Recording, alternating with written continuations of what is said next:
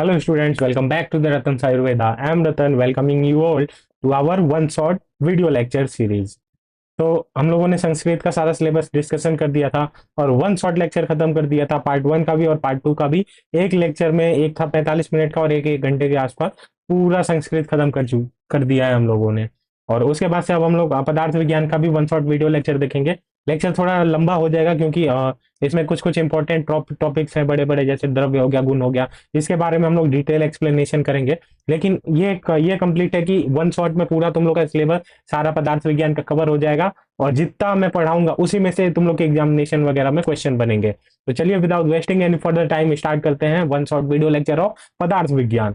तो पदार्थ विज्ञान का one shot video lecture start करने से पहले एक बार देख लेते हैं कि मार्किंग स्कीम क्या क्या है, क्वेश्चन कहाँ कहाँ से बनेंगे। तो देखो, आयुर्वेद निरूपण से और पदार्थ एवं दर्शन निरूपण से तुम लोग के 25 मार्क्स के क्वेश्चन बनेंगे। तो इंपॉर्टेंट तो है, उसमें भी तुम लोग का दर्शन हो गया, पदार्थ हो गया, ये भी ज्यादा इंपॉर्टेंट है। और आयुर्वेद निरूपण में आयुर्वेद का डेफिनेशन वगैरह हम लोग पढ़ेंगे, कवर करेंगे। ये 25 मार्क्स का होने वाला है। साथ ही द्रव्य विज्ञान, गुण, द्रव्य गुण कर्म, इन तीनों से 48 मार्क्स के क्वेश्चन बनेंगे। तो ये बहुत ज्यादा इंपॉर्टेंट है। और द्रव्य बहुत बड़ा चैप्टर है, गुण भी बड़ा है, तो इन दोनों से बहुत ज्यादा क्वेश्चन बनते हैं। 10-10 मार्क्स के भी क्वेश्चन आ सकते हैं द्रव्य और गुण से।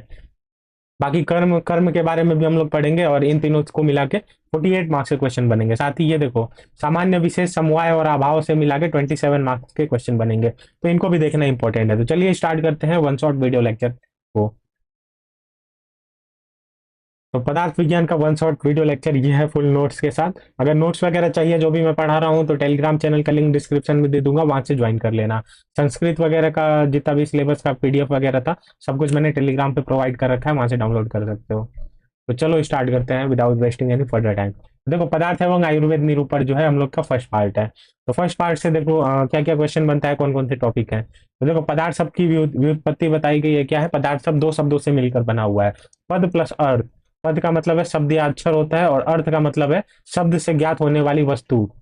साथ ही आयु के लक्षण बताए गए हैं। शरीर इंद्रिय सत्व आत्मा संयोगोधारी जीवतम नित्य क्षण बद्ध च पर्याय आयु उच्यते। तो इसकी डिफिनीशन बताई गई है, आयु के लक्षण के बारे में बताया गया है। तो आयु के लक्षण क्या है?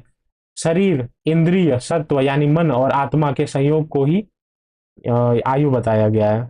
शरीर, इंद्रिय, मन और आत्मा के संयोग को ही आयु कहा गया है। और आयु के पर्याय क्या क्या बताए गए हैं? धारी, जीवितम, नित्यग और अनुबंध। धारी, जीवित, नित्यग और अनुबंध जो है आयु के पर्याय बताए गए हैं। साथ ही आयु के लक्षण क्या है? आयु के लक्षण में है हिताहितम सुखम दुखम आयुषतस्य हिताहितम मानम चतच्चयत्रोक्तम आयुर्वेद स उच्यते। यानी आयुर्वेद वह है, वह शास्त्र है जो हित आयु, अहित आयु, सुख आयु और दुख आयु, इन चार प्रकार की आयु आयु का ज्ञान कराता है। और जिसमें से हित आयु और सुख आयु को अच्छा माना गया है। अहित आयु मतलब थोड़ा सा अहित वगैरह माना गया है, इसमें क्रोध, राग, ईर्ष्या, मद, अभिमान, ये सारी चीजें आ जाती हैं। तो ये आयुर्वेद के लक्षण बताए गए हैं। इसको एक बार देख लेते हैं क्या है। देखो, शरीर इंद्रिय सत्वात्म संयोग धारी जीवितम नित्य च अनुबंध च पर्याय आयु उच्यते। शरीर हो गया, इंद्रिय हो गया, सत्व यानी मन बताया गया और आत्मा इज कॉल्ड आयु। तो आयु को शरीर, इंद्रिय और सत्व और आत्मा का संयोग बताया गया है। साथ ही धारी हो गया, जीवित हो गया, नित्य च अनुबंध च पर्याय आयु उच्यते। ये चारों धारी, जीवित, नित्य और अनुबंध आयु के पर्याय कहे जाते हैं। साथ ही धारी का मतलब क्या है? Life is sustained. लाइफ धारी, धारी यानी कि धारण करता है शरीर को। मेंटेनेंस ऑफ प्राण, अगर मेंटेनेंस ऑफ प्राण करेंगे तो वही व्यक्ति तो जीवित रह पाएगा। तो जीवित भी पर्याय बताया गया है। कंटिन्यूअस, लाइफ नित्य है, नित्य गति से चलता रहता है, तो नित्यक बताया गया है। Bind the individuals with the पूर्व जन्म कर्म, यानी कि जितने भी पूर्व जन्म आदि के कर्म है उन सब चीजों से शरीर को, बॉडी को संयोगे रखता है। तो ये अनुबंध अनुबंध कहलाता है। साथ ही आयु इज आयुर्वेद। तो द नॉलेज अबाउट आयु इज आयुर्वेद। तो जितना भी नॉलेज अबाउट आयु है वही वही आयुर्वेद है। आयु के बारे में हम लोग जो जो चीजें पढ़ेंगे कि क्या अच्छा होता है, क्या बुरा होता है, वही आयुर्वेद है। 4 टाइप की आयु बताई गई, हित आयु, अहित आयु, सुख आयु और दुख आयु। यहाँ से ये सारा डिस्क्रिप्शन दिया गया है, पढ़ सकते हो। अब आ जाते हैं सिद्धांत पे। तो सिद्धांत में क्या बताया गया है? सिद्धांत नाम स परिचय बहुर्विधम परिचय हेतु साधयित्वा स्थापयते निर्णय। यानी कि अनेक बार परीक्षा, विषयों की परीक्षा कर, अगर किसी चीज की बार बार परीक्षा करके उसे प्रत्यक्ष प्रमाण, अनुमान प्रमाण या उपमान प्रमाण यानी प्रमाणों आदि के द्वारा किसी विषय को सिद्ध किया जाता है, तो उसे सिद्धांत कहते हैं। तो सिद्धांत किसे कहते हैं? तो किसी भी चीज का अनेक अनेक बार परीक्षा करके उस विषय को सिद्ध कर देना कि ये चीज सही है, इसका कोई काट, इस जो मैं वक्तव्य बोल रहा हूँ या जो चीज मैं बोल रहा हूँ उसकी कोई काट नहीं है, कोई काट नहीं सकता है। ऐसी चीजों को सिद्धांत कहते हैं। यानी कि तर्कों द्वारा जिसको भी तर्क करके जिसको सिद्ध करके स्थापित कर दिया जाए वही सिद्धांत है। फिर सिद्धांत के भेद देख लेते हैं। तो सिद्धांत के कुछ मुख्य भेद माने गए हैं। जैसे पहला आ जाता है सर्वतंत्र सिद्धांत। तो सर्वतंत्र सिद्धांत किसे बताया गया है कि जिसे सब विद्वान मानते हैं, सभी लोग मानते हैं, वो सर्वतंत्र सिद्धांत है। और प्रतितंत्र सिद्धांत फिर आ जाता है। प्रतितंत्र सिद्धांत यानी कि भिन्न भिन्न शास्त्रों में भिन्न भिन्न रूप में पाया जाता है। जैसे रसों की संख्या किसी ने 6 मानी है, किसी ने 8 मानी है, तो ये भिन्न भिन्न आचार्यों ने उनके अलग अलग सिद्धांत है किसी चीज को लेके, तो वो प्रतितंत्र सिद्धांत के रूप में आ जाता है। फिर अधिकरण सिद्धांत की बात कर लेते हैं। तो अधिकरण सिद्धांत में जिस विषय वस्तु का विवरण प्रस्तुत किया जाता है उसमें उसी विषय से संबंधित दूसरे सिद्ध अधिकरण का प्रस्तुत करना अधिकरण सिद्धांत कहलाता है। यानी कि जिसे मान लेने पर कुछ और सिद्धांत भी मानना पड़ता है, तो वो अधिकरण सिद्धांत है। फिर अभ्युपगम सिद्धांत। अभ्युपगम सिद्धांत में वैद्यगण जो होता है वाद विवाद के बाद मान लेते हैं किसी भी चीज को, वो अभ्युपगम सिद्धांत होता है। जैसे कभी द्रव्य को प्रधान कहेंगे और कभी गुण को प्रधान कहेंगे।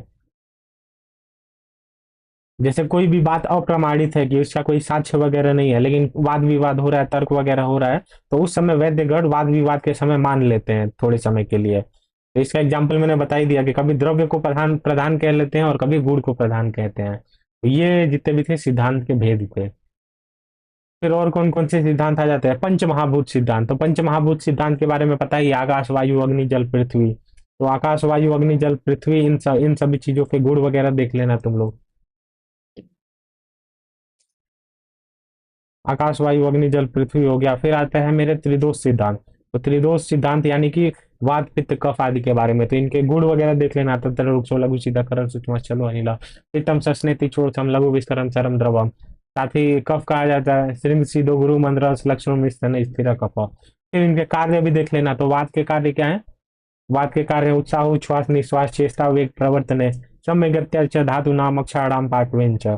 फिर पित्त के कार्य आ जाते हैं। तो पित्त के कार्य में क्या लिखना है? पित्तम पक्ति उष्म दर्शने छू तृण रुचि प्रभा मेधा धी शौर्य तनुमार्दव। फिर आ जाता है कफ के कार्य। तो कफ के कार्य में श्लेष्मा स्थिरत्व स्निग्धत्व संधि बंध क्षमादि। तो ये तीनों के गुण कर्म वगैरह ये सारी चीजें देख लेना वात पित्त कफ के। फिर आ जाता है षड्रथ सिद्धांत।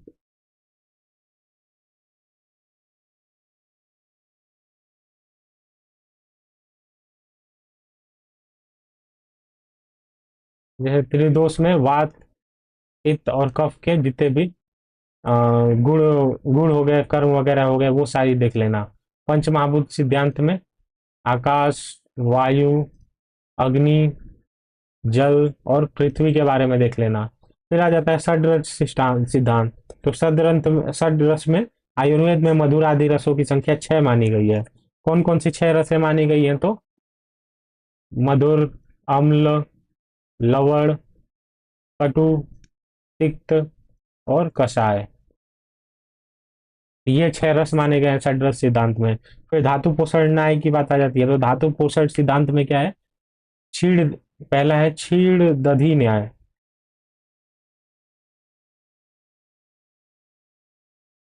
क्षीण दधि न्याय।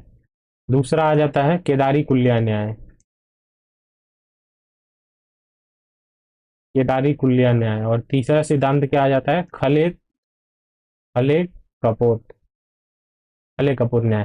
क्षीर दधि में न्याय क्या क्या होता है कि जो भी हम लोग आहार वगैरह ग्रहण करते हैं उनसे पहले रस धातु बनती है, फिर रक्त, फिर रस रक्त मांस में अस्थि मज्जा शुक्र आदि धातुएं क्रमशः बनती जाती है। तो ये क्षीर दधि के न्याय में आता है। फिर केदारी कुलिया न्याय में क्या आता है कि आहार रस एक तरीके से बह रहा है और जिस धातु और सभी धातुओं को समान रूप से पोषण दिए जा रहा है। तो ये आहार रस बह रहा है और उसमें से रस धातु, रक्त धातु, मांस धातु सबको जो है वो क्रमशः केदारी, जैसे केदारी के खेत में केदारी वगैरह होता है तो उससे जैसे रस रक्त हर खेत में पानी जाने लगता है, उसी तरह रस में भी जाएगा, रस रक्त में भी, मांस में भी, सभी धातुओं में पोषण जाने लगता है। खलित कपोत में क्या होता है कि जैसे एक एक जगह आहार वगैरह रखा रहता है, फिर रस रक्त मांस में जिसको जितना चाहिए वो ले लेता है। ये खले कपोत में आ जाता है। फिर आता है लोक पुरुष सामान्य सिद्धांत। तो लोक पुरुष सामान्य सिद्धांत में क्या होता है कि जैसा लोक होता है वैसा ही लोक पुरुष साम्य सिद्धांत का वर्णन चरक संहिता के शरीर स्थान में भी प्राप्त होता है।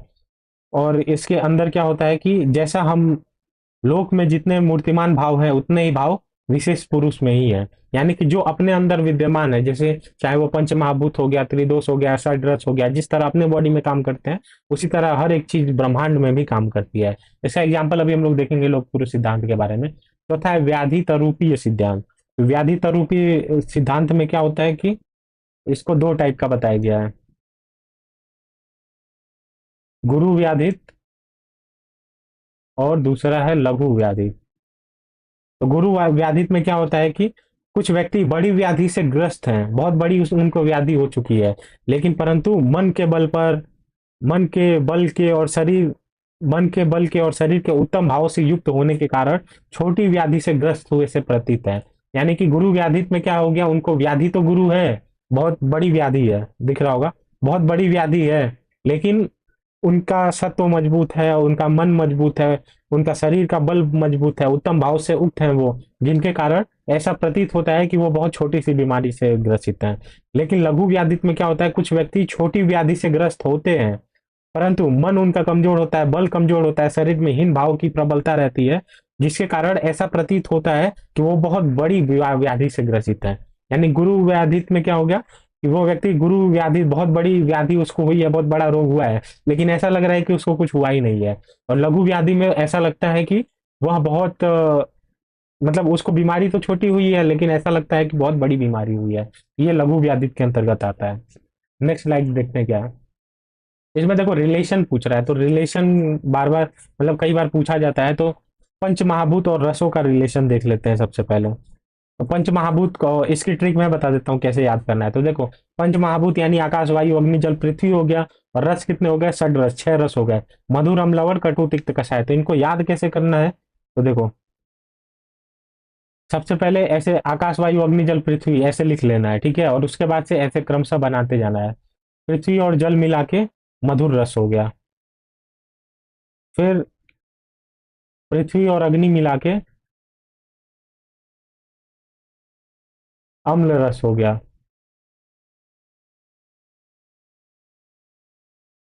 फिर जल और अग्नि मिला के लवण रस हो गया,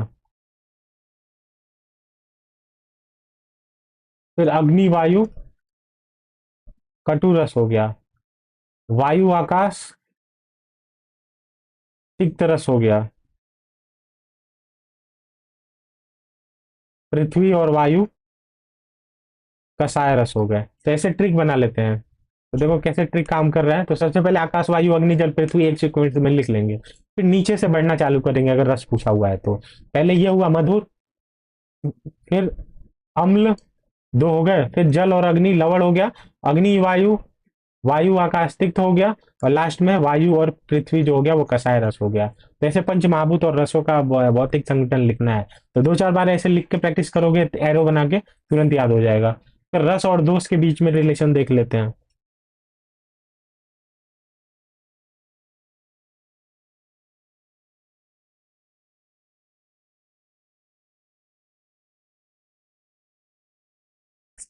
तो देखो जो मधुर अम्ल और लवण है वो क्या करते हैं, कफ को बढ़ाएंगे और वात का शमन करेंगे। कफ वर्धक होते हैं और वात नाशक होते हैं। कटु तिक्त कषाय जो होते हैं वो वात वर्धक होते हैं और कफ नाशक होते हैं।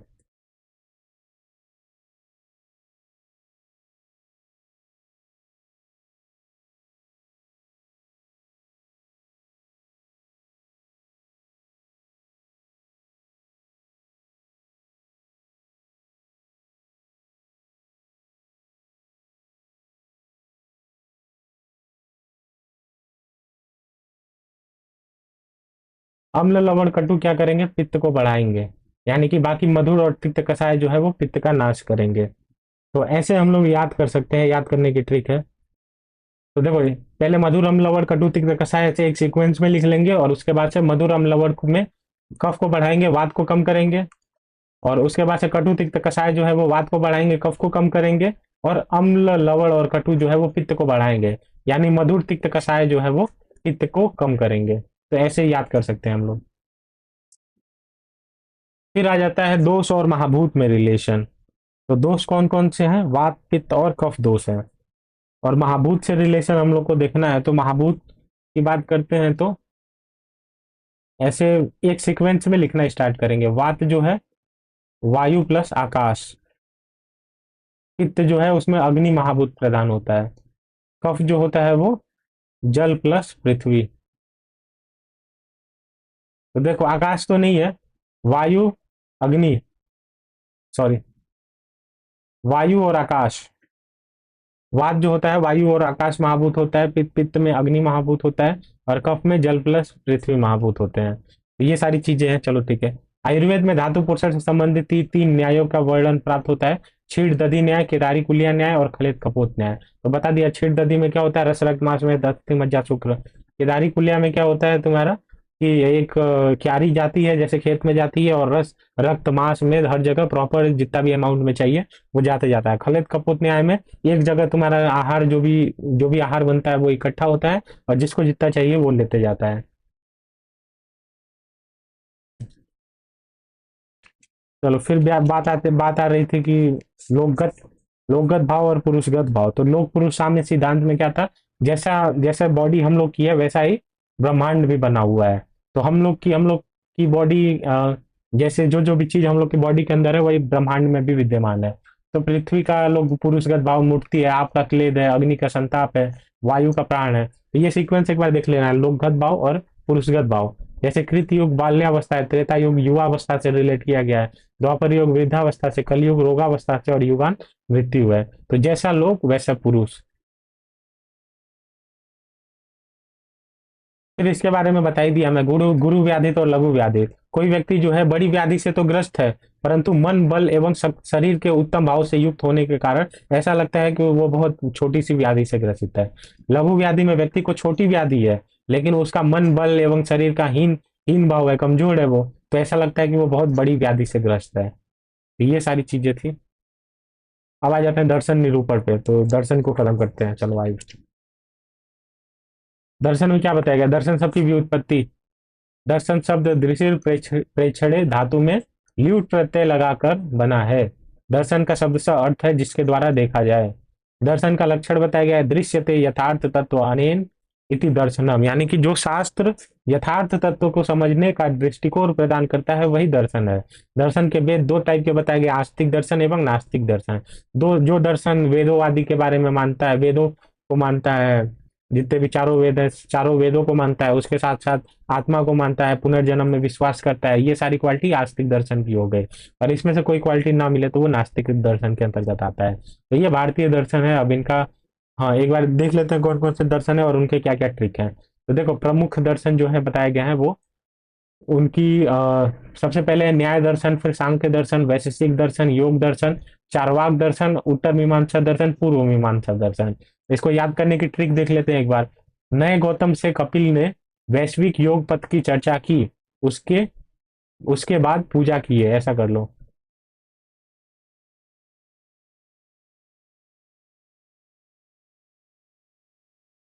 चर्चा की उसके बाद पूजा की है।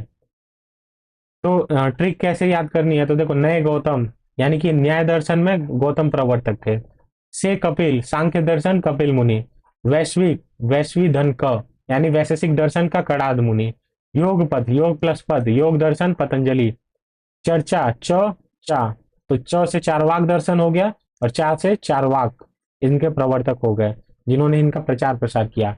उसके बाद यानी कि उसके उत्तर मीमांसा, बाद यानी कि वाद रायण, पूजा यानी कि पूर्व मीमांसा दर्शन, और इनके प्रवर्तक थे जैमिनी। तो ये सारी चीजें थी। अब फर्स्ट सांख्य दर्शन से स्टार्ट करते हैं। तो चलो सांख्य दर्शन से स्टार्ट करते हैं। तो इनके आचार्य थे, कौन से थे प्रवर्तक थे? वो कपिल मुनि जी थे। प्रमुख सिद्धांत इनका सात्कार्यवाद और परिणामवाद का है। प्रमाण जो है प्रत्यक्ष अनुमान एवं शब्द प्रमाण है। पर्याय जो है वो निरीश्वर दर्शन है। साथ ही इनके इसमें सृष्टि उत्पत्ति का क्रम बताया गया है, तो एक बार क्रम देख लेते हैं। तो सांख्य दर्शन में वर्णित जो सृष्टि उत्पत्ति का क्रम है वो कुछ इस प्रकार से है।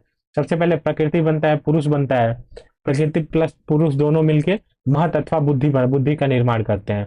फिर इन महत या बुद्धि से अहंकार बनता है, अहंकार से प्रवृत्तियां बनती है, सात्विक, राजसिक और तामसिक। तो सात्विक और राजसिक मिलकर क्या होती है, 5 ज्ञानेंद्रिया, 5 कर्मेंद्रिया और एक मन बनता है। जिसमें 5 ज्ञानेंद्रिया कौन सी है, वही है आंख, नाक, कान, जिह्वा, त्वचा। ये 5 ज्ञानेंद्रिया है, 5 कर्मेंद्रिया, हाथ, पैर, वाक, गुदा, लिंग और एक मन हो गया। साथ ही राजसिक प्लस तामसिक यानी पंच तन मात्रा एवं पंच महाभूत का निर्माण करती है। तो शब्द, स्पर्श, रूप, रसगंध जो हो गया पंच तन मात्राएं हो गया, और इनसे पंच महाभूत की उत्पत्ति होती है। आकाश, वायु, अग्नि, जल, पृथ्वी पंच महाभूत बन गए। तो ये सृष्टि उत्पत्ति का क्रम बताया गया है सांख्य दर्शन में। अब थोड़ा थोड़ा और देख लेते हैं सांख्य दर्शन के बारे में। तो सांख्य दर्शन का मुख्य प्रयोजन जो है वो त्रिविध दुखों का निवारण करना बताया गया है। त्रिविध दुख कौन कौन से हैं, आदि भौतिक दुख हो गया, आदि आदि दैविक दुख हो गया और आध्यात्मिक दुख हो गया। इसके बारे में देख लेते हैं। भौतिक द्रव्यों से जो दुख या पीड़ा उत्पन्न होती है उसे आदि भौतिक दुख कहते हैं। जैसे पशु हो गया, शस्त्र हो गया, कोई भी कट वगैरह लग गया, तो ऐसे आदि से उत्पन्न पीड़ा आदि भौतिक दुख हो गया। आधि दैविक दुख में क्या हो जाता है, दैवी प्रकोप से उत्पन्न दुख को आधि दैविक दुख कहते हैं। जैसे दैवी प्रकोप क्या क्या हो सकता है, भूकंप हो सकता है, बिजली आदि का गिरना हो सकता है, इन सबसे उत्पन्न दुख आधि दैविक दुख हो गया। साथ ही आध्यात्मिक दुख शारीरिक और मानसिक कारणों से उत्पन्न दुख को आध्यात्मिक दुख कहा जाता है। इन तीनों दुखों का निरावरण तत्व ज्ञान से होता है, यानी ज्ञान की प्राप्ति जब होगी तो इन तीनों दुखों से निवारण हो जाएगा। सांख्य दर्शन एवं आयुर्वेद, तो आयुर्वेद में इसका क्या महत्व है, क्यों हम लोग को पढ़ाया जा रहा है, तो वो देखो। सांख्य दर्शन और आयुर्वेद द्वारा वर्णित, एक सेकंड।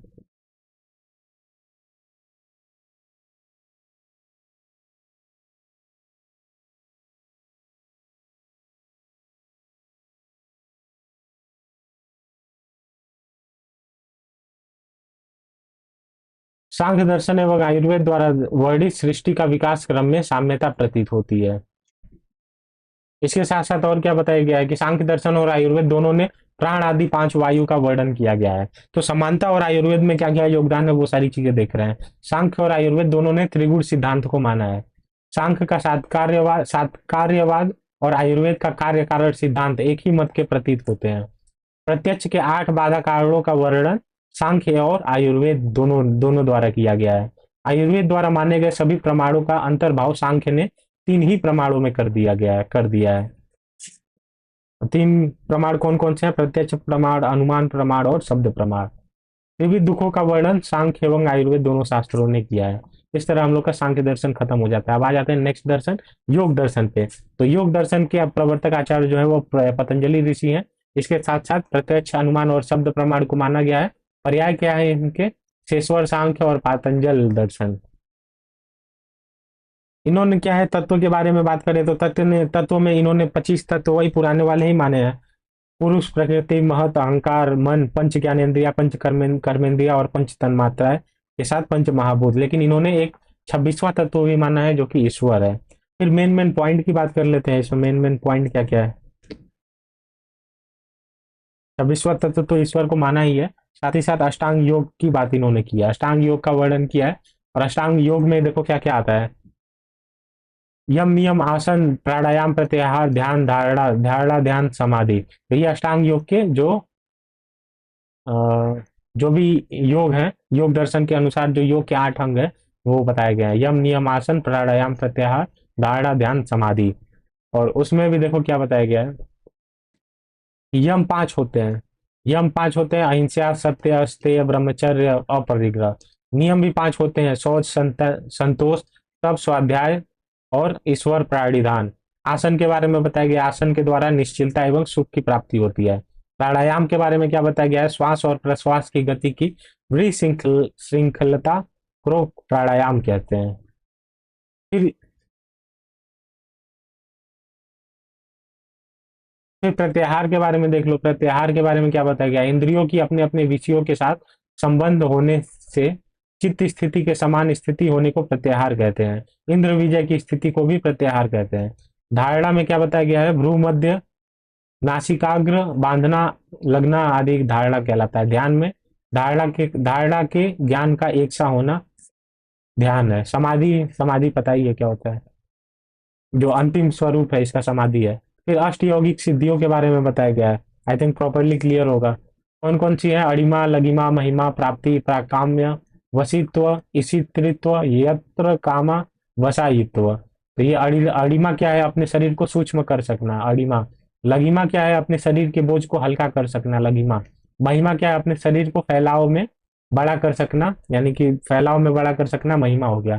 प्राप्ति में क्या है? इष्ट पदार्थ को प्राप्त कर सकना, प्राप्ति है। प्राक्याम में क्या है? अपनी इच्छा का पूरा होना, प्राक्याम है। वशित्व क्या है? प्राणियों को वश में कर सकना, वशित्व है। ईशित्व क्या है? ऐश्वर्य संपादन करने का सामर्थ्य, ईशित्रित्व है। यत्र कामा वसायित्व, जो संकल्प किया गया हो वह पूरा होना, यत्र कामा वसायित्व कहलाता है। साथ ही साथ अष्टयोगिक सिद्धियां संयम अर्थात धारणा, ध्यान और समाधि का फल है। ये योग दर्शन खत्म हो गया, वैश्विक दर्शन देख लेते हैं। योग दर्शन में एक और चीज रह गया था। देखो योग दर्शन का आयुर्वेद में क्या महत्व है? आयुर्वेद और योग दर्शन, ये क्वेश्चन आता है आयुर्वेद में महत्व बताओ, तो इसीलिए मैं इस पे फोकस कर रहा। आयुर्वेद और योग दर्शन दोनों ने प्रत्यक्ष अनुमान और आगम प्रमाण को माना है। आयुर्वेद में भी व्याधि की चिकित्सा के लिए प्राणायाम का वर्णन है। आयुर्वेद अष्ट सिद्धि आदि अवधारणाओं का भी समर्थक है। अब वैशेषिक दर्शन की बात कर लेते हैं। तो वैशेषिक दर्शन में क्या बताया गया है कि इनके प्रवर्तक आचार्य जो है वो कणाद मुनि है। असत्कार्यवाद और पीलू पाकवाद दोनों प्रमुख सिद्धांत इनके। प्रत्यक्ष और अनुमान प्रमाण है और लुक के दर्शन पर्याय है।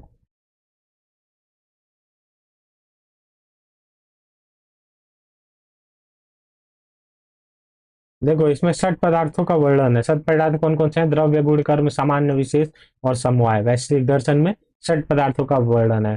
कारण द्रव्य की बात करें तो कारण द्रव्य ने, वैश्विक दर्शन ने 9 कारण द्रव्यों का वर्णन किया है। पृथ्वी, जल, तेज, वायु, आकाश, काल, दिशा, आत्मा, मन। वैश्विक दर्शन और आयुर्वेद, तो ये वैश्विक दर्शन और चरक संहिता में वर्णित पदार्थों के नामों में साम्य है, उनका केवल क्रम ही अलग है। वैश्विक दर्शन और आयुर्वेद दोनों ने 9 कारण द्रव्यों का वर्णन किया है। वैश्विक दर्शन के 24 गुणों में आयुर्वेद के 20 गुणों में भी साम्यता है।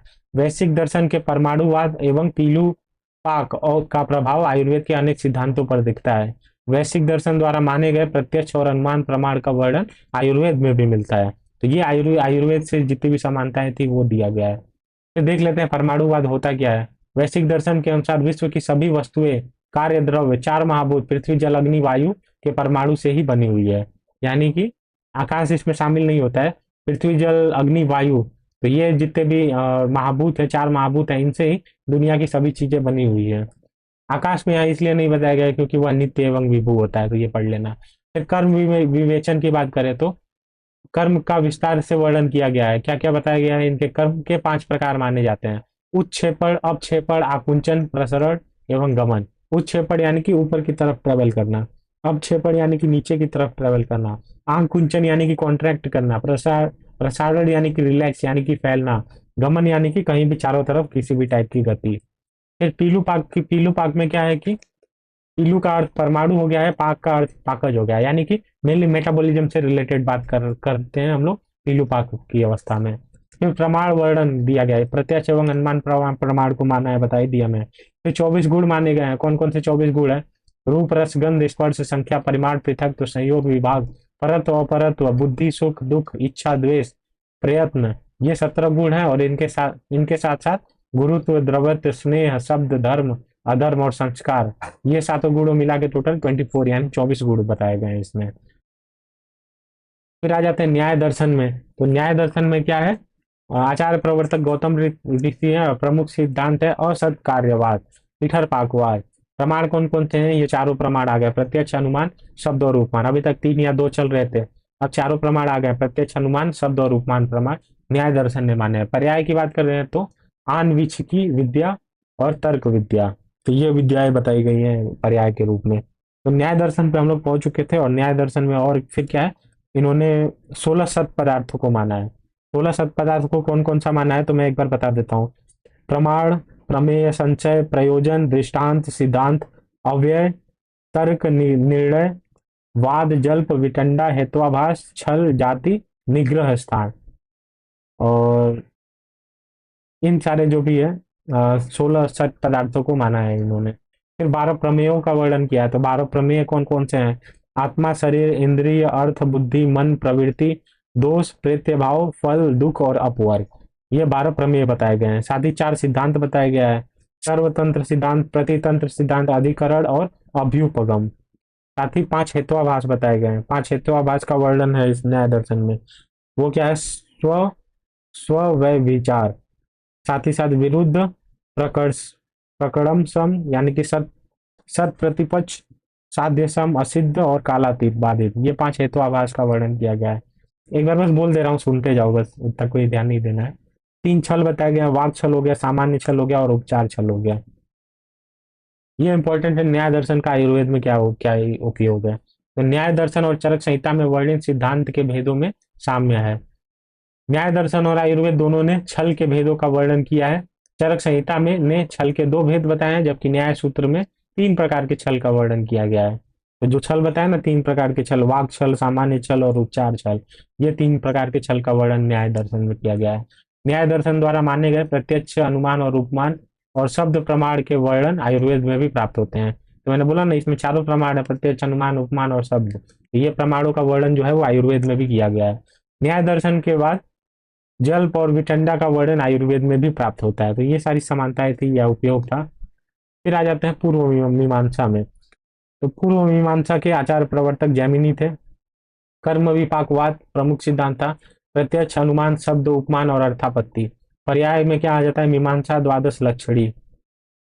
मीमांसा शब्द का अर्थ है किसी वस्तु के स्वरूप का यथार्थ ज्ञान या जिज्ञासा। वेद के 2 भाग बताए गए हैं, कर्मकांड और ज्ञान कांड। कर्म कांड पर कर्म मीमांसा की गई है और पूर्व मीमांसा के नाम से जाना गया है, एवं ज्ञान कांड पर ज्ञान मीमांसा की गई है, जिसे वेदांत दर्शन के नाम से जाना गया है। पूर्व मीमांसा दर्शन का मुख्य विषय धर्म है। इस दर्शन के अनुसार जिससे कल्याण की प्राप्ति होती है। वो तो ठीक है। देखो, पूर्व मीमांसा और उत्तर मीमांसा 2 प्रकार की मीमांसाएं बताई गई हैं, जो वेदों के 2 भाग यानी कि कर्म कांड और ज्ञान कांड पर आधारित है। कर्म कांड से पूर्व मीमांसा, ज्ञान कांड से ज्ञान मीमांसा, यानी इसी को वेदांत दर्शन। पूर्व मीमांसा को पूर्व मीमांसा जो है वो कर्म मीमांसा से बनी है और वेदांत दर्शन जो है वो ज्ञान कांड से बना है। तो ये देखो, द्वादश अध्याय यानी कि 12 अध्यायों का वर्णन है, और ये कौन कौन से अध्याय में क्या क्या दिया है, ये सारी चीजें यहाँ पे समराइज की गई है। फिर मीमांसा दर्शन का आयुर्वेद में उपयोग देख लेते हैं। मीमांसा दर्शन धर्म यज्ञादि को महत्व देता है। धर्म यज्ञादि को महत्व तो आयुर्वेद भी देता है। धर्म यज्ञादि के महत्व को आयुर्वेद ने भी स्पष्ट किया है। अनेक व्याधियों की चिकित्सा में यज्ञ आदि कर्म करने का उपदेश दिया जाता है। ज्वर में विष्णु सहस्त्र नाम पाठ का वर्णन है। ज्वर में विष्णु सहस्त्र नाम का पाठ अगर किया जाए तो ज्वर में राहत मिलती है। मीमांस दर्शन द्वारा माने गए शब्द आदि प्रमाणों का वर्णन आयुर्वेद में भी किया गया है। फिर आ जाते हैं, देखो लास्ट हो गया, आप पढ़ना है उत्तर मीमांसा दर्शन, या इसी को वेदांत दर्शन भी बोला जाता है। आचार्य प्रवर्तक व्यास मुनि है। प्रमुख सिद्धांत है विवर्तावाद। प्रमाण कौन कौन से माने गए? प्रत्यक्ष, अनुमान, शब्द, उपमान, अर्थापत्ति और अभाव। पर्याय क्या है? वेदांत दर्शन। तो इसके बारे में देखते हैं। वेदांत शब्द का अर्थ है वेदों का अंत, यानी वेदों का अंतिम भाग। वेदों के अंतिम भाग को उपनिषद कहते हैं।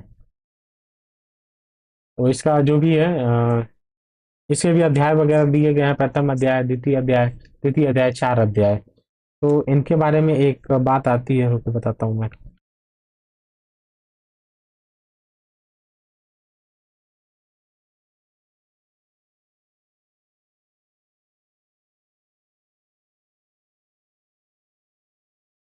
देखो इनके इनके इन इसमें 4 अध्याय हैं टोटल, और चारों के 4 4 भाग है। देखो, प्रथम, द्वितीय, तृतीय और चतुर्थ, इनके भी 4 भाग है। इनके भी 4 भाग है, और इन चतुर्थ अध्याय के भी 4 भाग है। तो चारों के 4 4 पाद में इसको विभाजित किया गया है, और वर्णित विषय बताया गया है। ये सारे विषय हैं कौन कौन से भाग में, ये सारा इस चार्ट में दिया गया है। फिर आयुर्वेद में क्या उपयोग है, ये क्वेश्चन पूछता है। तो वेदांत दर्शन के 6 प्रमाणों में से 4 प्रमाणों का वर्णन आयुर्वेद में किया है। पंचीकरण सिद्धांत का वर्णन दोनों शास्त्रों में है।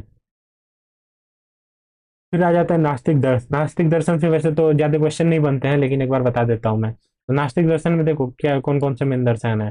पहला है चारवाक दर्शन। तो चारवाक के दर्शन को ऐसे समझ लो कि ये एकदम मस्त रहते हैं, इनको कोई किसी से कुछ मतलब नहीं है, यानी कि अपनी खुशी के लिए कुछ भी कर सकते हैं, मतलब जो इनके मन में आएगा वो करेंगे। और ये क्या नाम है, आत्मा, ईश्वर, कर्म, मोक्ष, सिद्धांत, इन सब चीजों को नहीं मानते हैं, स्वभाववाद को मानते हैं, यानी नो लॉजिक थ्योरी रहती है इनकी। प्रवर्तक आचार्य बृहस्पति हैं, प्रमुख सिद्धांत जो है वो स्वभाववाद का है, प्रमाण प्रत्यक्ष प्रमाण है, पर्याय जो है लोकायत दर्शन और बृहस्पति दर्शन। बौद्ध दर्शन के आचार्य प्रवर्तक गौतम बुद्ध है, क्षण भंगुरवाद है, प्रत्यक्ष एवं अनुमान प्रमाण है, तथागत दर्शन सौगत दर्शन। और जैन दर्शन के आचार्य प्रवर्तक वर्तमान महावीर जी है, और अनेकांतवाद है, प्रमुख सिद्धांत और प्रमाण प्रत्यक्ष एवं अनुमान प्रमाण, आर्थ दर्शन पर्याय है। तो इनसे ज्यादा क्वेश्चन नहीं बनता है, लेकिन एक बार आचार्य और प्रमुख सिद्धांत प्रमाण इन सब चीजों को देख लेना कि अगर क्वेश्चन आ पाए तो उससे रिलेटेड लिख पाओ एग्जाम में। अब नेक्स्ट आ जाते हैं द्रव्य विज्ञान पे। तो द्रव्य विज्ञान स्टार्ट करते हैं कहाँ से, द्रव्य शब्द की व्युत्पत्ति से। तो देखो द्रव्य शब्द की व्युत्पत्ति क्या है, ध्रुव गतो धातु में यत प्रत्यय लगाकर द्रव्य शब्द बना है। इसका अर्थ है गति। द्रव्य का लक्षण वैशेषिक के अनुसार।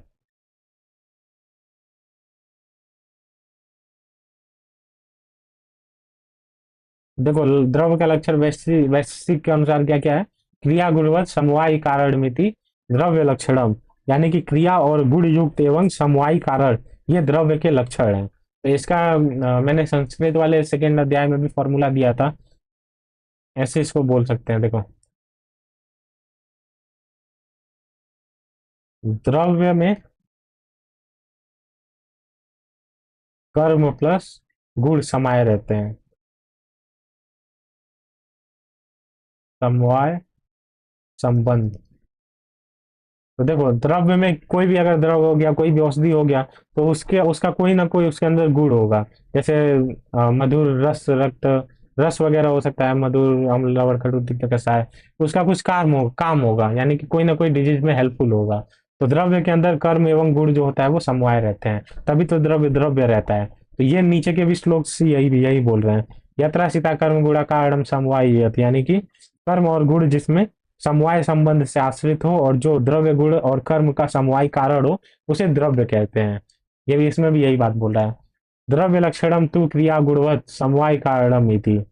इसमें भी यही चीज बोल रहा है कि जिसमें क्रिया और गुण रहते हैं वो जो समवाय कारण है उसे द्रव्य कहते हैं। साथ ही क्या है, रसादीना पंचा नाम भूता नाम यदाश्रया भूतम तद द्रव्यम। तो इसमें कह रहा है कि रसादि यानी कि रस गुण वीर विपाक और कर्म का जो आश्रय है उसे ही द्रव्य कहते हैं। फिर द्रव्य के भेद भेद पे चर्चा कर लेते हैं, ये इंपॉर्टेंट है, ये क्वेश्चन बनता है। तो द्रव्य के देखो दो भेद इधर बताया गया है, एक तो कारण द्रव्य है और एक कार्य द्रव्य है। कारण द्रव्य को नित्य बताया गया है, कार्य द्रव्य को अनित्य बताया गया है। तो कारण द्रव्य में क्या क्या आते हैं, सबसे पहले जान लो कारण द्रव्य और कार्य द्रव्य होते क्या है। तो कारण द्रव्य उन्हें कहते हैं जिनसे कार्य द्रव्यों की उत्पत्ति होती है, यानी कारण द्रव्य से ही कार्य द्रव्यों की उत्पत्ति होती है, कारण द्रव्यों से ही कार्य द्रव्य की उत्पत्ति होती है। कारण द्रव्य नित्य होते हैं और कारण द्रव्य 9 होते हैं, टोटल संख्या में 9 हो गए।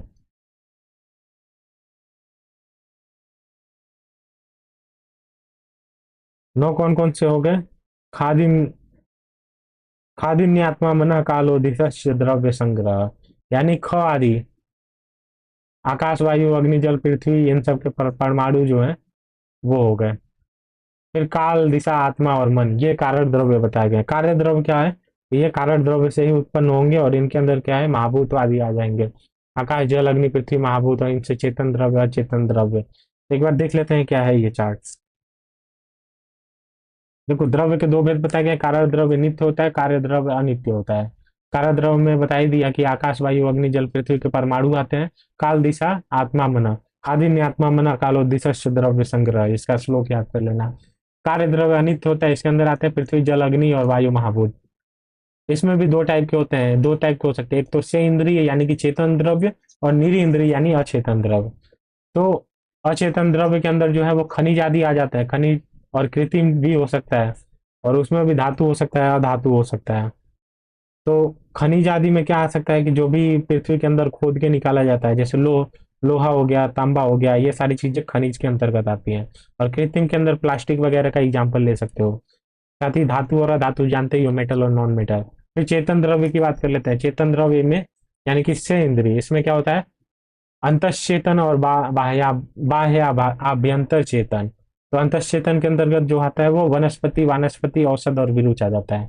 तो वनस्पति में क्या होता है कि इसमें पुष्प जो होता है अपनी कणिकाओं से ढक जाता है, दिखाई नहीं देता है, तो वो वनस्पति के अंतर्गत आ जाता है। एग्जाम्पल वट हो गया, गूलर हो गया। वानस्पत्य में क्या होता है, पुष्प और फल दोनों दिखाई देते हैं, यानी कि पुष्प भी दिखाई देगा, फूल भी दिखाई देगा और फल भी दिखाई देगा। जैसे आम में होता है, अमरूद में होता है, ये सब में। साथ ही औसत की बात कर लेते हैं, तो औसत किसे बोल सकते हैं कि जो फल पकने पर नष्ट हो जाता है, जैसे गेहूं पकने पर नष्ट हो जाता है, जौ पकने पर नष्ट हो जाता है, तो ये औसत के अंतर्गत आते हैं। विरुद्ध किसे बोलते हैं, जैसे कि इनकी लता होती है या गुल्म वगैरह होता है, पेड़ों पे ऐसे ऐसे स्प्रिंग टाइप का छोड़ के चढ़ जाते हैं, तो वो विरुद्ध विरुद्ध कहलाता है। इसके अंदर गुड़ुची आदि आते हैं, ये इनकी लताएं होती हैं, लताएं पेड़ों पे चढ़ती हैं, ये विरुद्ध के अंतर्गत आ जाता है। और बाह्य अभ्यंतर जो है, बाह्य अभ्यंतर चेतन द्रव्य, उनके अंदर जरायुज आ जाता है। जरायुज यानी कि प्लेसेंटा, प्लेसेंटा से जो जन्म लेते हैं, एग्जाम्पल मनुष्य। अंडज यानी कि जो अंडों से उत्पन्न होते हैं, सर्प हो गया, पक्षी हो गया। स्वेदज, स्वेदज यानी कि जो स्वेद से उत्पन्न होते हैं, जैसे कृमि हो गए, कीट कीट पतंग आदि हो गए। उद्भिद यानी कि पृथ्वी के भीतर से उत्पन्न होते हैं, जैसे इंद्रगोप हो गए, मेढक वगैरह आते हैं इसके अंतर्गत। फिर और द्रव्य के प्रकार देख लो, और कितने टाइप से हो सकते हैं, ये तो मेन था। अब योनिगत, योनि भेद से द्रव्यों के प्रकार तीन टाइप के हो सकते हैं, जांगम द्रव्य, औद्भिद द्रव्य और भौम द्रव्य। तो जांगम द्रव्य किसे कहते हैं, तो जांगम प्राणियों से प्राप्त द्रव्यों को जांगम द्रव्य के अंतर्गत रखते हैं। औद्भिद द्रव्य, द्रव्य पृथ्वी से बाहर निकालते हैं, अर्थात वनस्पति द्रव्यों को औद्भिद द्रव्य कहते हैं, जैसे गेहूं हो गया, जौ हो गया। भौम द्रव्य किसे कहते हैं, पृथ्वी से प्राप्त होने वाले द्रव्यों को भौम द्रव्य कहते हैं, लोहा हो गया, पारद हो गया, ये सारी चीजें पृथ्वी से ही तो खोद के निकाली जाती है। प्रयोग के भेद से देख लेते हैं, तो प्रयोग के भेद से दो, औषध द्रव्य हो सकता है, आहार द्रव्य हो सकता है। औषध द्रव्य यानी कि इनका प्रयोग जो होता है शरीर में शीत उष्ण स्निग्ध रुक्ष आदि गुणों को उत्पन्न करता है। आहार द्रव्य जो होता है वो इनके प्रयोग से धातुओं का पोषण होता है। फिर दोष कर्म, दोष आदि के भेद से देख लेते हैं, तो दोष कर्म भेद से द्रव्य के प्रकार, दोष प्रशमन हो सकता है, धातु प्रदूषक हो सकता है, स्वास्थ्य कारण हो सकते हैं। दोष प्रशमन कौन कौन से होंगे, जो दोषों का शमन करते हैं वो दोष प्रशमन कहलाते हैं, जैसे गुडुचि होता है, वात पित्त कफ तीनों को कम करता है, त्रिदोष शामक होता है। धातु प्रदूषक द्रव्य यानी कि धातुओं को दूषित करने वाला द्रव्य जो होता है वो धातु प्रदूषक हो जाता है, जैसे कोई भी विष वगैरह पी ले तो वो क्या करता है, धातुओं को दूषित करता है और आदमी को मार डालता है। ऐसे द्रव्य धातु प्रदूषक द्रव्य के अंतर्गत आते हैं। स्वास्थ्य कारक द्रव्य यानी कि शरीर को स्वस्थावस्था में बनाए रखने के लिए जिस द्रव्य का प्रयोग होता है वो स्वस्थ कारक द्रव्य के अंतर्गत आते हैं, जैसे गेहूं हो गया, साली हो गया। फिर रस भेद से द्रव्यों के प्रकार बताए गए हैं, तो इसमें मधुर स्कंद, अम्ल स्कंद, लवण स्कंद, कटु स्कंद, तिक्त स्कंद, कषाय स्कंद आदि आते हैं। तो इसमें रस के हिसाब से डिवाइड किया गया है कि कौन कौन से द्रव्य में कौन कौन सा रस होता है। फिर ये सांख्य दर्शन के अनुसार सृष्टि की उत्पत्ति मैंने बताया ही था, यहाँ पे भी एक बार और देखना है। प्रकृति प्लस पुरुष मिले, महत अहंकार बना। फिर इन दोनों के मिलने से फिर तीनों सात्विक अहंकार, राजसिक अहंकार एवं तामसिक अहंकार की उत्पत्ति हुई। फिर इनसे क्या होता है, सात्विक और राजसिक मिलके पांच ज्ञानेन्द्रिया और पांच कर्मेंद्रिया के साथ मन बनाया। ज्ञानेन्द्रिया कौन कौन सी है, स्रोत त्वक चक्षु जीभ प्राण। पांच कर्मेंद्रिया है, वाक पाणिपाद पायु उपस्थ प्लस मन। साथ ही राजसिक अहंकार प्लस तामसिक अहंकार मिलके पंच तन मात्राएं बनाया, शब्द स्पर्श रूप रस गंध। फिर इनसे महाभूत की उत्पत्ति हुई, आकाश वायु अग्नि जल पृथ्वी की। चरक संहिता के अनुसार सृष्टि उत्पत्ति का क्रम यही कुछ इसी टाइप का है। अव्यक्त बनता है, बुद्धि बनता है, फिर अहंकार बनता है, फिर इनसे सूक्ष्म पंच महाभूत बनता है और पंच महाभूत से ही सर्वांग शरीर का निर्माण होता है। तो ये चरक संहिता के अनुसार था, ऊपर वाला सांख्य दर्शन के अनुसार था। फिर एक एक महाभूत के बारे में जान लेते हैं, तो सबसे पहले स्टार्ट करते हैं आकाश महाभूत से।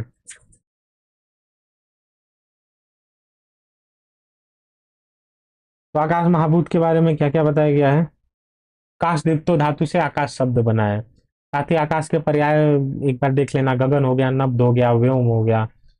फिर क्या फिर क्या बोल रहा है कि शब्दत्व भी संबंधात आकाश, यानी कि शब्दत्व जाति से समवाय संबंध से रहता है, उसे आकाश कहते हैं। यानी कि इसके अंदर शब्द से ही तो आकाश की उत्पत्ति हो रही थी, तो शब्द से समवाय संबंध से रहता है, इसे आकाश कहते हैं।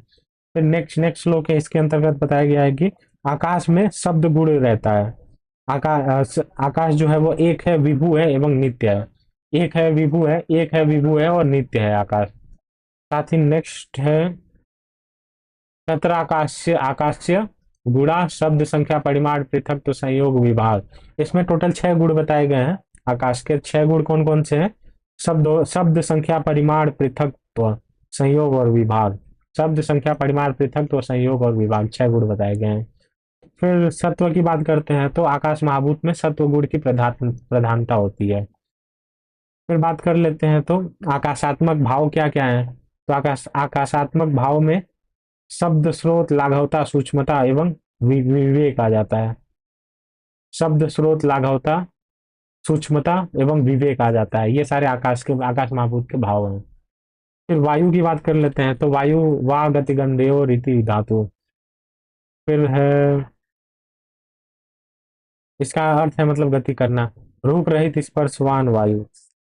रूप रहित स्पर्शवान वायु यानी कि जो रूप रहित हो परंतु स्पर्शवान हो। रूप रहित होता है, दिखाई तो देता नहीं है, लेकिन स्पर्शवान है। वायु को हम लोग महसूस कर सकते हैं आते हुए। तो ये बताया गया, रूप तो रूप रहित तो है, हम लोग को दिखाई नहीं देता है, लेकिन स्पर्शवान है वायु। फिर क्या बताया गया है, फिर इनके 9 गुणों का वर्णन किया गया है कि 9 गुण कौन कौन से है। तो देखो स्पर्श से स्टार्ट करते हैं। स्पर्श, संख्या, परिमाण, पृथकत्व, संयोग, विभाग, परत्व, अपरत्व, संस्कार। तो ये सारे 9 गुण जो है वो वायु महाभूत के बताए गए हैं। फिर रजस की बात की है, रजो बहुलो वायु, यानी कि इनके अंदर रज गुण की प्रधानता होती है। फिर क्या बताया गया है, वायात्मक स्पर्शन, स्पर्श, स्पर्शन, रोच्य, यानी कि टोटल वायु के भाव बताए गए हैं कौन कौन से हैं।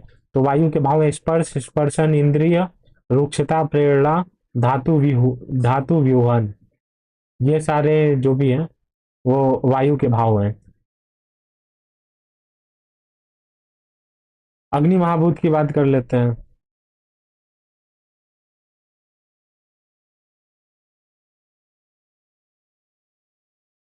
अग्नि महाभूत में सबसे पहले है तेजा, तो संबंधात तेजा, यानी कि तेजा तो जाति से समवाय संबंध से रहने वाले द्रव्य को तेज कहते हैं। उष्ण, स्पर्श व तेज। उष्ण, स्पर्श व तेज यानी कि देखना उष्ण होता ही है एवं तेज इसका फील होता ही है अग्नि महाभूत का। तो उष्ण एवं तेज के बारे में बात कर रहा है कि द्रव्य में उष्ण स्पर्श समवाय संबंध से रहता है, उसे तेज कहते हैं। साथ ही इस श्लोक में रूप, स्पर्श, तो इनके सारे गुणों का वर्णन किया गया है। तेज के गुण कौन कौन से हैं, तो टोटल 11 गुण बताए गए हैं। 11 गुण कौन कौन से हैं, रूप, स्पर्श, संख्या, परिमाण, पृथकत्व, संयोग, विभाग, परत्व, अपरत्व, द्रवत्व, संस्कार। तो ये 11 गुण बताए गए हैं अग्नि महाभूत के। फिर है सत्व, रजो, बहुला, यानी कि इसके अंदर सत्व भी और रज गुण दोनों की प्रधानता होती है। तो अग्नि में सत्व भी होता है और रज भी होता है, दोनों गुणों की प्रधानता बताई गई है। फिर नेक्स्ट श्लोक में अग्नियात्मकम रूपम, दर्शनम, प्रकाशम, प्रतिरोक्षणम, यानी कि तेज के भाव यानी अग्नि के भाव बताए गए हैं। तो क्या क्या है, रूप, दर्शन, प्रकाश, पाचन क्रिया और शरीर में उष्णता लाना। ये सारी चीजें जो है वो अग्नि महाभूत का काम है। जल की बात कर लेते हैं। जल जल के बारे में क्या बताया गया है कि आपत्व संबंधात जल, यानी कि आपत्व जाति से समवाय संबंध से रहने वाले द्रव्य को जल कहते हैं। फिर जल के पर्याय देख लेना, आप, वारी, नीर, तोय, अम्बु। फिर उसके बाद से है शीत, स्पर्श, आप, यानी कि शीतलता शीतलता देखने को मिलती है टच करने से। फिर ये सारे गुण बताए गए हैं कि 14 गुण बताए गए हैं जल के। रूप, रस, स्पर्श, द्रवत्व, स्नेह, संख्या, परिमाण, पृथकत्व, संयोग, विभाग, परत्व, अपरत्व, गुणत्व, संस्कार। फिर सत्व, तमो, बहुला, यानी कि इसके अंतर्गत सत्व और तम की बहुत तम प्रधान रहता है। सत्व एवं तम गुण प्रधान रहता है इसके अंदर, सत्व एवं तम गुण। फिर आते हैं नेक्स्ट श्लोक में क्या लिखा हुआ है, अव्यात्मक। अव्यात्मक नहीं होगा, ये होगा अप्यात्मक। ये मिसप्रिंट हो गया है शायद। अप्यात्मकम रसे रसनम शैत्यम मार्दवम स्नेह क्लेदश, यानी कि टोटल आप यानी कि पानी के भाव बताए गए हैं कौन कौन से हैं। रस हो गया, रसन इंद्रिय हो गया, शैत्य, मृदुता, स्नेह और क्लेद, ये सारी चीजें भाव बताए गए हैं। जल की 4 अवस्थाएं बताई गई है कौन कौन से हैं, अम्ब, मरीचि, मर और अप। तो अम्ब कौन से जल को बोलते हैं, जो सूर्यमंडल के ऊपरी भाग में अवकाश में रहने वाले जल को अम्ब बोलते हैं। अंतरिक्ष में स्थित जल को मरीचि कहते हैं, जो भी जल अंतरिक्ष में है उसे मरीचि बोलते हैं। धरती पर स्थित जल को मर बोलते हैं, जो भी जल शरीर धरती पर स्थित है उसको मर बोलते हैं। और पृथ्वी के भीतर यानी कि जिसको पाताल लोक बोला जाता है या अंतर्भौम जल आदि को बोला जाता है, जो भी जल पृथ्वी के अंदर स्थित है उसे अप बोलते हैं। तो ये अम्ब मरीचि मर और अब, ये पूछता है क्वेश्चन में, तो इसको देख लेना। फिर पृथ्वी महाभूत पे आ जाते हैं, लास्ट महाभूत, पांचवा महाभूत। तो इसके बारे में बताया गया है, तत्र क्षिति गंध्र हेतु, यानी कि जो द्रव्य गंधत्व का समवायी कारण होता है उसे पृथ्वी कहते हैं।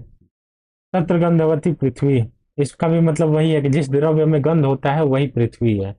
फिर ये गुण आदि बताए गए हैं, तो गुण कौन कौन से, 14 गुण इसमें भी बताए गए हैं। रूप रस गंध स्पर्श संख्या परिमाण पृथक्त्व संयोग विभाग परत्व अपरत्व गुरुत्व द्रवत्व संस्कार।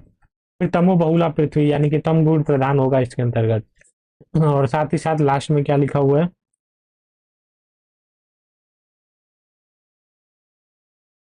इसमें लिखा हुआ है पृथ्वी के पार्थिव भाव के बारे में बताया गया। तो कौन कौन से भाव है, गंध हो गया, घ्राण घ्राणेन्द्रिय हो गया, गौरव स्थैर्य मूर्ति, ये सारे शरीर के भाव हैं जो पृथ्वी महाभूत के भाव हैं। गंध घ्राण गौरव स्थैर्य मूर्ति। काल देख लेते हैं, काल के बारे में क्या लिखा हुआ है। तो ये बताया गया है, ककार और अकार तथा ली धातु के लकार से काल की उत्पत्ति हुई है, यानी कि क धन आ धन ल, ककार अकार एवं ली धातु के लकार, ककार अकार एवं ली धातु के लकार से काल की उत्पत्ति हुई है। ये तीनों को मिला के काल बनता है। फिर क्या है, इसका मतलब है, इसका मतलब है निरंतर, काल निरंतर गतिशील होता है, क्षण भर भी नहीं रुकता है, उसे काल कहते हैं। फिर नेक्स्ट श्लोक देख लेते हैं। नेक्स्ट श्लोक में है, काल जो है वो एक है, विभु है एवं नित्य है। एक है, विभु है एवं नित्य है काल। फिर नेक्स्ट श्लोक में क्या आ जाता है मेरा, काल के 5 गुण बताए गए हैं। कौन कौन से गुण है, तो संख्या पृथकत्व, संख्या परिमाण पृथकत्व संयोग और विभाग, संख्या परिमाण पृथकत्व संयोग और विभाग, ये 5 गुण बताए गए हैं। काल के 2 वेग बताए गए हैं, नित्य काल और अवस्थिक काल।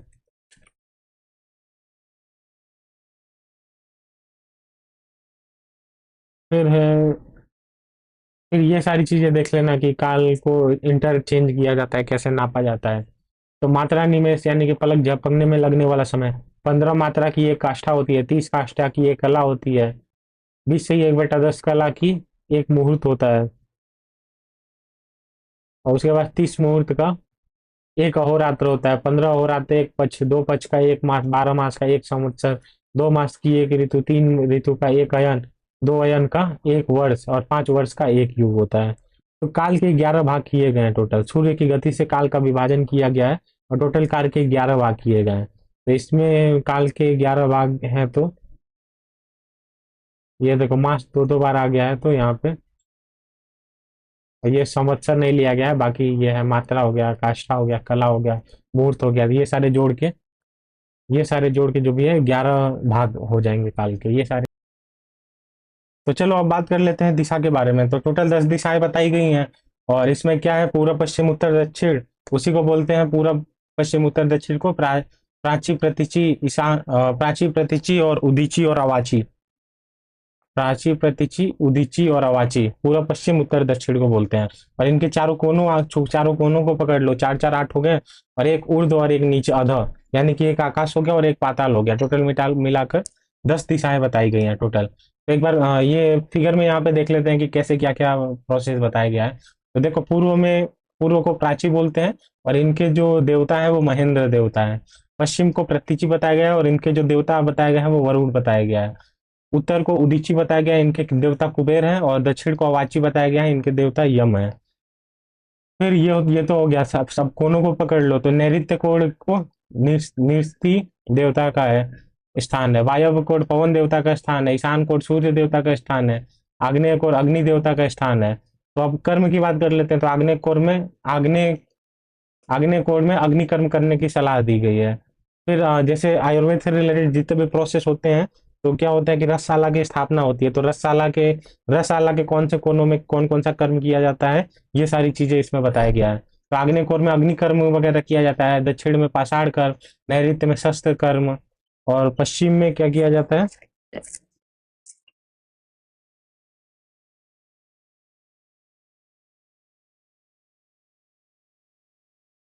पश्चिम में छालन कर्म किया जाता है।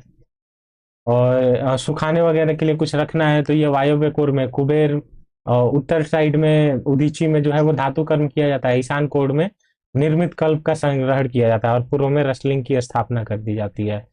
और ये ऊपर जो है ऊपर के साइड में यानी कि ऊर्ध्व आकाश जो है वो ब्रह्मा का स्थान माना जाता है और नीचे अधः पाताल नाग का स्थान माना जाता है। तो वही सारी चीजें इसमें भी बताई गई हैं। अब बात कर लेते हैं आत्मा के बारे में। तो आत्मा के बारे में क्या बताया गया, तो अत और अब जो सभी को व्याप्त करता है और जो निरंतर गति करता है वही तो आत्मा है। इसमें क्या है, अच आत्मने गमने धातु सत्तिभ्याम मानिन मनिरो इति, मानिर से आत्मा शब्द बना है। इसका अर्थ है निरंतर गति करने वाला। तो सही बात है, जो सभी को व्याप्त है, जो निरंतर गति करता है वही तो आत्मा है। फिर उसके बाद से ज्ञान का अधिकरण बताया गया है, आत्मा को ज्ञान का अधिकरण बताया गया है। उसके बाद से आत्मा के लक्षण बताए गए हैं। तो आत्मा के लक्षण क्या क्या बताए गए हैं, प्राण अपान, प्राण अपान निमेश उन्मेष जीवन मनोगति इंद्रियांतर विकार सुख दुख इच्छा द्वेष और प्रयत्न, ये सारे आत्मा के लक्षण बताए हैं। और उसमें ये फिर आ जाता है, ये श्लोक तुम्हारा आ जाता है। तो इसमें क्या बताया गया है कि चरक संहिता के अनुसार आत्मा के निम्न लक्षण बताए गए हैं। तो कौन कौन सा है, प्राणापन यानी कि श्वास प्रश्वास आ जाता है। फिर आ जाता है निमेश, निमेषाद यानी कि पलकों को झपकना खोलना। फिर जीवन आ जाता है, जीवन यानी कि आयुष्य को नियत रूप से उसकी मर्यादाओं में बांधे रखना ही जीवन कहलाता है। फिर मनसोगति इंद्रियांतर संचार प्रेरणा धारण देशांतर गति स्वप्ने। फिर पंचत्व ग्रहणम दिष्टस्य दक्षिणेनाक्षणाम सव्ये नावाग गम स्थता, ये सारी चीजें आ जाती है। यानी कि दक्षिण नेत्र से जो विषय देखा गया है उसी का ज्ञान वाम नेत्र से भी होता है।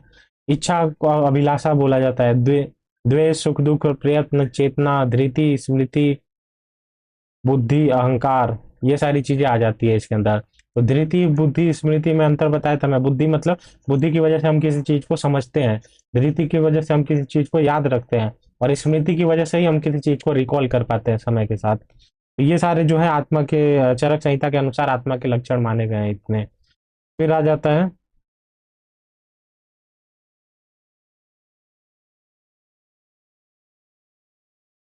फिर ये श्लोक आ जाता है। तो इसमें क्या बताया गया है, आत्मा के 14 गुण बताए गए हैं। तो आत्मा के 14 गुण कौन कौन से हैं, बुद्धि सुख दुख इच्छा, बुद्धि सुख दुख इच्छा और उसके साथ साथ द्वेष प्रयत्न संख्या परिमाण पृथकत्व संयोग विभाग भावना धर्म अधर्म, ये जो है ये 14 गुण बताए गए हैं, 14 गुण बताए गए हैं आत्मा के।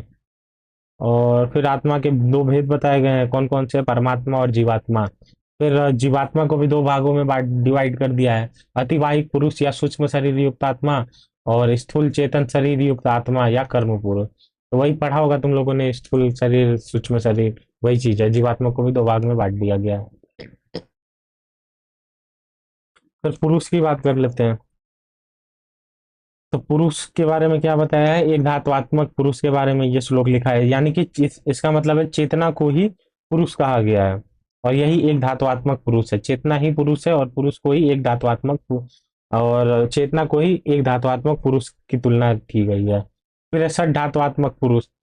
फिर सद धात्वात्मक पुरुष में क्या हो जाता है, ख आदि पंच महाभूत यानी आकाश वायु अग्नि जल पृथ्वी और आत्मा के संयोग से ही सद धात्वात्मक पुरुष बनता है। यानी आत्मा और पंच महाभूत दोनों मिला के जो है वो सद धात्वात्मक पुरुष का निर्माण करते हैं। चतुर्विशति तत्वात्मक पुरुष, चतुर्विशति तत्वात्मक पुरुष यानी कि टोटल ये 24 24 चीज होने होने हैं इसमें, इस पुरुष में। तो कौन कौन से 24 चीजें हैं, तो वो है मन है, 10 इंद्रियां हैं, 5 अर्थ हैं और साथ ही अष्ट प्रकृति है। यानी कि मन हो गया, 10 इंद्रियां हो गई और 5 अर्थ हो गए और अष्ट प्रकृति हो गई। और ये चारों मिला के जो है वो चतुर्विशतिक पुरुष कहलाते हैं। फिर मन की बात कर लेते हैं थोड़ी बहुत। देखो मन के बारे में क्या बताया गया है,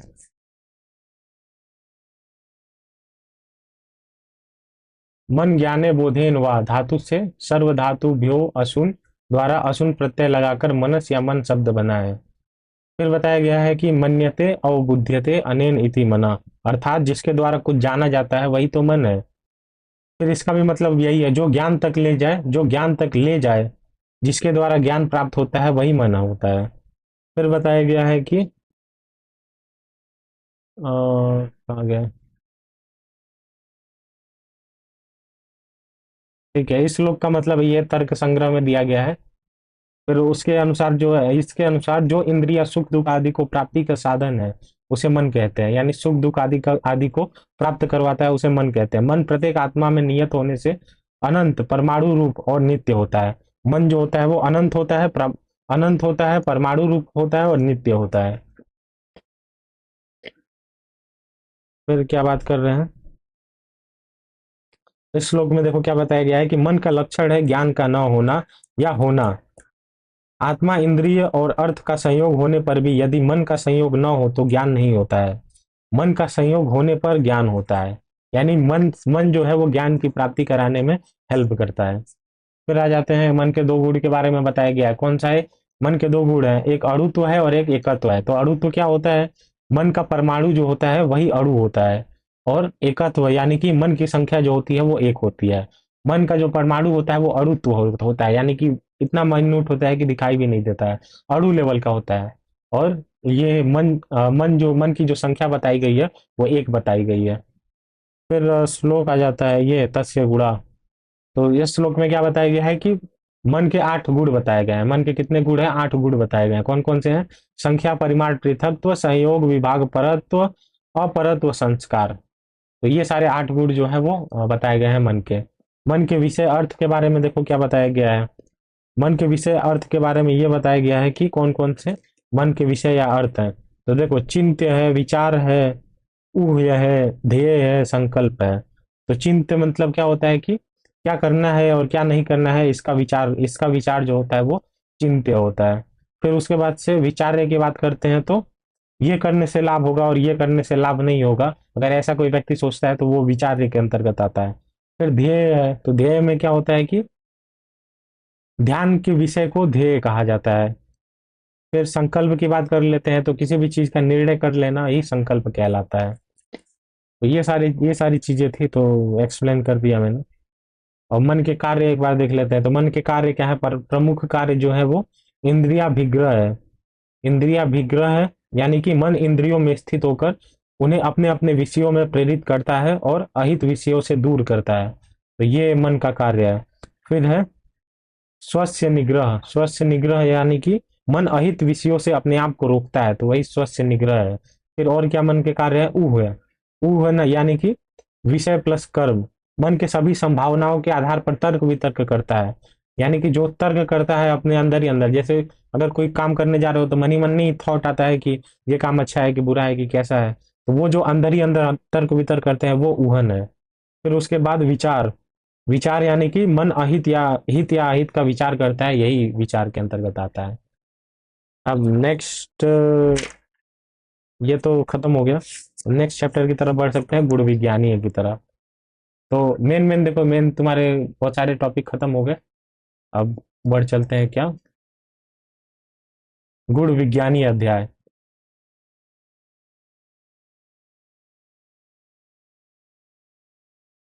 तो देखो गुण विज्ञानी में क्या क्या पढ़ना है हम लोग को। देखो चलो गुण से स्टार्ट करते हैं। तो गुण शब्द की निरुक्ति देख लो। गुण आमंत्रणे, इस धातु से गुण शब्द की उत्पत्ति हुई है। साथ ही वाचस्पत्यम के अनुसार गुण्यते आमंत्रणें लोकेन अने नीति गुण, यानी कि जिसके कारण लोक या लोकगत लोग द्रव्य की ओर आकर्षित होते हैं। जिसके कारण जो भी लोकगत लोग हैं वो द्रव्य की तरफ आकर्षित होते हैं, उसे ही गुण कहा जाता है। फिर कल्पन्दुकम, सॉरी सल शब्द कल्पदुम के अनुसार गुण्यते मंत्रयते इति गुणम, यानी कि जिसके द्वारा लोग द्रव्य की ओर आकर्षित या आमंत्रित होते हैं वही तो गुण है। फिर गुण के लक्षण बताए गए हैं। गुण के लक्षण अलग अलग दर्शन में अलग अलग बताए गए हैं, लेकिन सबका मेन भाव जो है वो एक ही है। तो देखो, ये इसका मतलब है द्रव्याश्रम गुणवान संयोग विभाग। इसका मतलब ये है कि द्रव्य के आश्रय से रहने वाला अगुणवान गुणवान न हो, संयोग और विभाग में कारण न हो, अनपेक्ष होकर यह गुण का लक्षण है। तो जो भी द्रव्य द्रव्य के आश्रय से रहने वाला गुणवान अगुणवान, संयोग और विभाग में कारण न हो, वही गुण का लक्षण है। फिर चरक संहिता के अनुसार देख लो क्या बोलते हैं। समवायी तो निश्चेष्ट कारणम गुणम, यानी कि जो समवायी, समवायी यानी कि किसी आश्रय का आश्रयी या किसी आधार का आधेय हो, निश्चेष्ट यानी चेष्ट रहित और कारण हो, उसे गुण कहते हैं। तो ये गुण के बारे में बताया गया है। और गुण के बारे में क्या बताया गया है कि गुणत्व जाति वाले को ही गुण कहते हैं। फिर और क्या बताया गया है कि जो द्रव्य में आश्रित होता है, गुण रहित होता है और क्रियाहीन होता है, उसे ही गुण कहते हैं। यानी कि द्रव्य में आश्रित होना चाहिए, द्रव्य में आश्रित हो, गुण रहित हो, जिस गुण रहित हो उसके साथ साथ क्रियाहीन हो, उसे गुण गुण कहा जाता है। फिर गुण के भेद देख लेते हैं।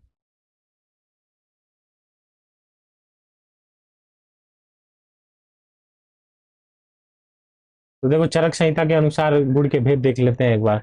तो गुण को देखो दो भागों में डिवाइड किया है, एक है आधि भौतिक और एक है आध्यात्मिक गुण। तो आधि भौतिक के अंतर्गत देखो क्या क्या आ रहा है। आधि आधि भौतिक के अंतर्गत सामान्य गुण आ रहा है, विशेष गुण आ रहा है। सामान्य में गुणवादी गुण आ रहे हैं, 20 तरीके के होते हैं, और परादी गुण आ रहे हैं, 10 तरीके के होते हैं। एवं विशेष गुण में सार्थ गुण होते हैं, वो 5 प्रकार के होते हैं। आध्यात्मिक गुण छह छह टाइप के होते हैं। तो अब इस इनके अंतर अंदर क्या क्या आ रहा है, वो सारी चीजें देखते हैं। तो देखो चरक संहिता में एक श्लोक आता है, सार्था गुणवादयो बुद्धि प्रयतांत परादय गुणा। तो सार्था गुणवादयो बुद्धि प्रयतांत परादय। तो सार्था यानी कि सार्थ गुण की बात हो रही है। तो ये पांच पांच तरीके का बताया गया है। गुरुवादेय यानी कि गुरुवादी गुण 20 बताए गए हैं। बुद्धि यानी कि बुद्धि एक बताया गया है। और बुद्धि और प्रयंताता ये इसी में आ जाएंगे, 5+1। तो प्रयंतांता 5 बताया गया है, और जो बुद्धि है वो एक बताया गया है। और परादी गुण जो है वो 10 बताए गए हैं। तो ये चरक संहिता का श्लोक था, सार्था गुरुवादेय बुद्धि प्रयत्नांता परादय। तो ये थी। अब इसके वो देख लेते हैं कि डिस्क्रिप्शन क्या है। तो सार्थ सार्थ गुण देखो कौन कौन से हैं। सार्थ गुण 5 कौन कौन से हैं? शब्द स्पर्श रूप रस गंध, ये सार्थ गुण है। शब्द स्पर्श रूप रस गंध याद हो गया। और उसके बाद जो फिर गुणवादी गुण है, गुणवादी गुण 20 टाइप के बताए गए हैं। उसको गुणवादी गुण का श्लोक जो है ऐसे बोल सकते हैं, गुरु मंत्र हिम स्निग्ध लक्षण शांत मृदु स्थिरा गुणा स सूक्ष्म विशदा विशति सब पर। यानी कि 10 ये गुण और इनके अपोजिट 10 गुण जो हो रहे वो गुणवादी गुण के अंतर्गत आते हैं। टोटल 20 गुण है। कौन कौन से हैं अभी बताता हूँ मैं।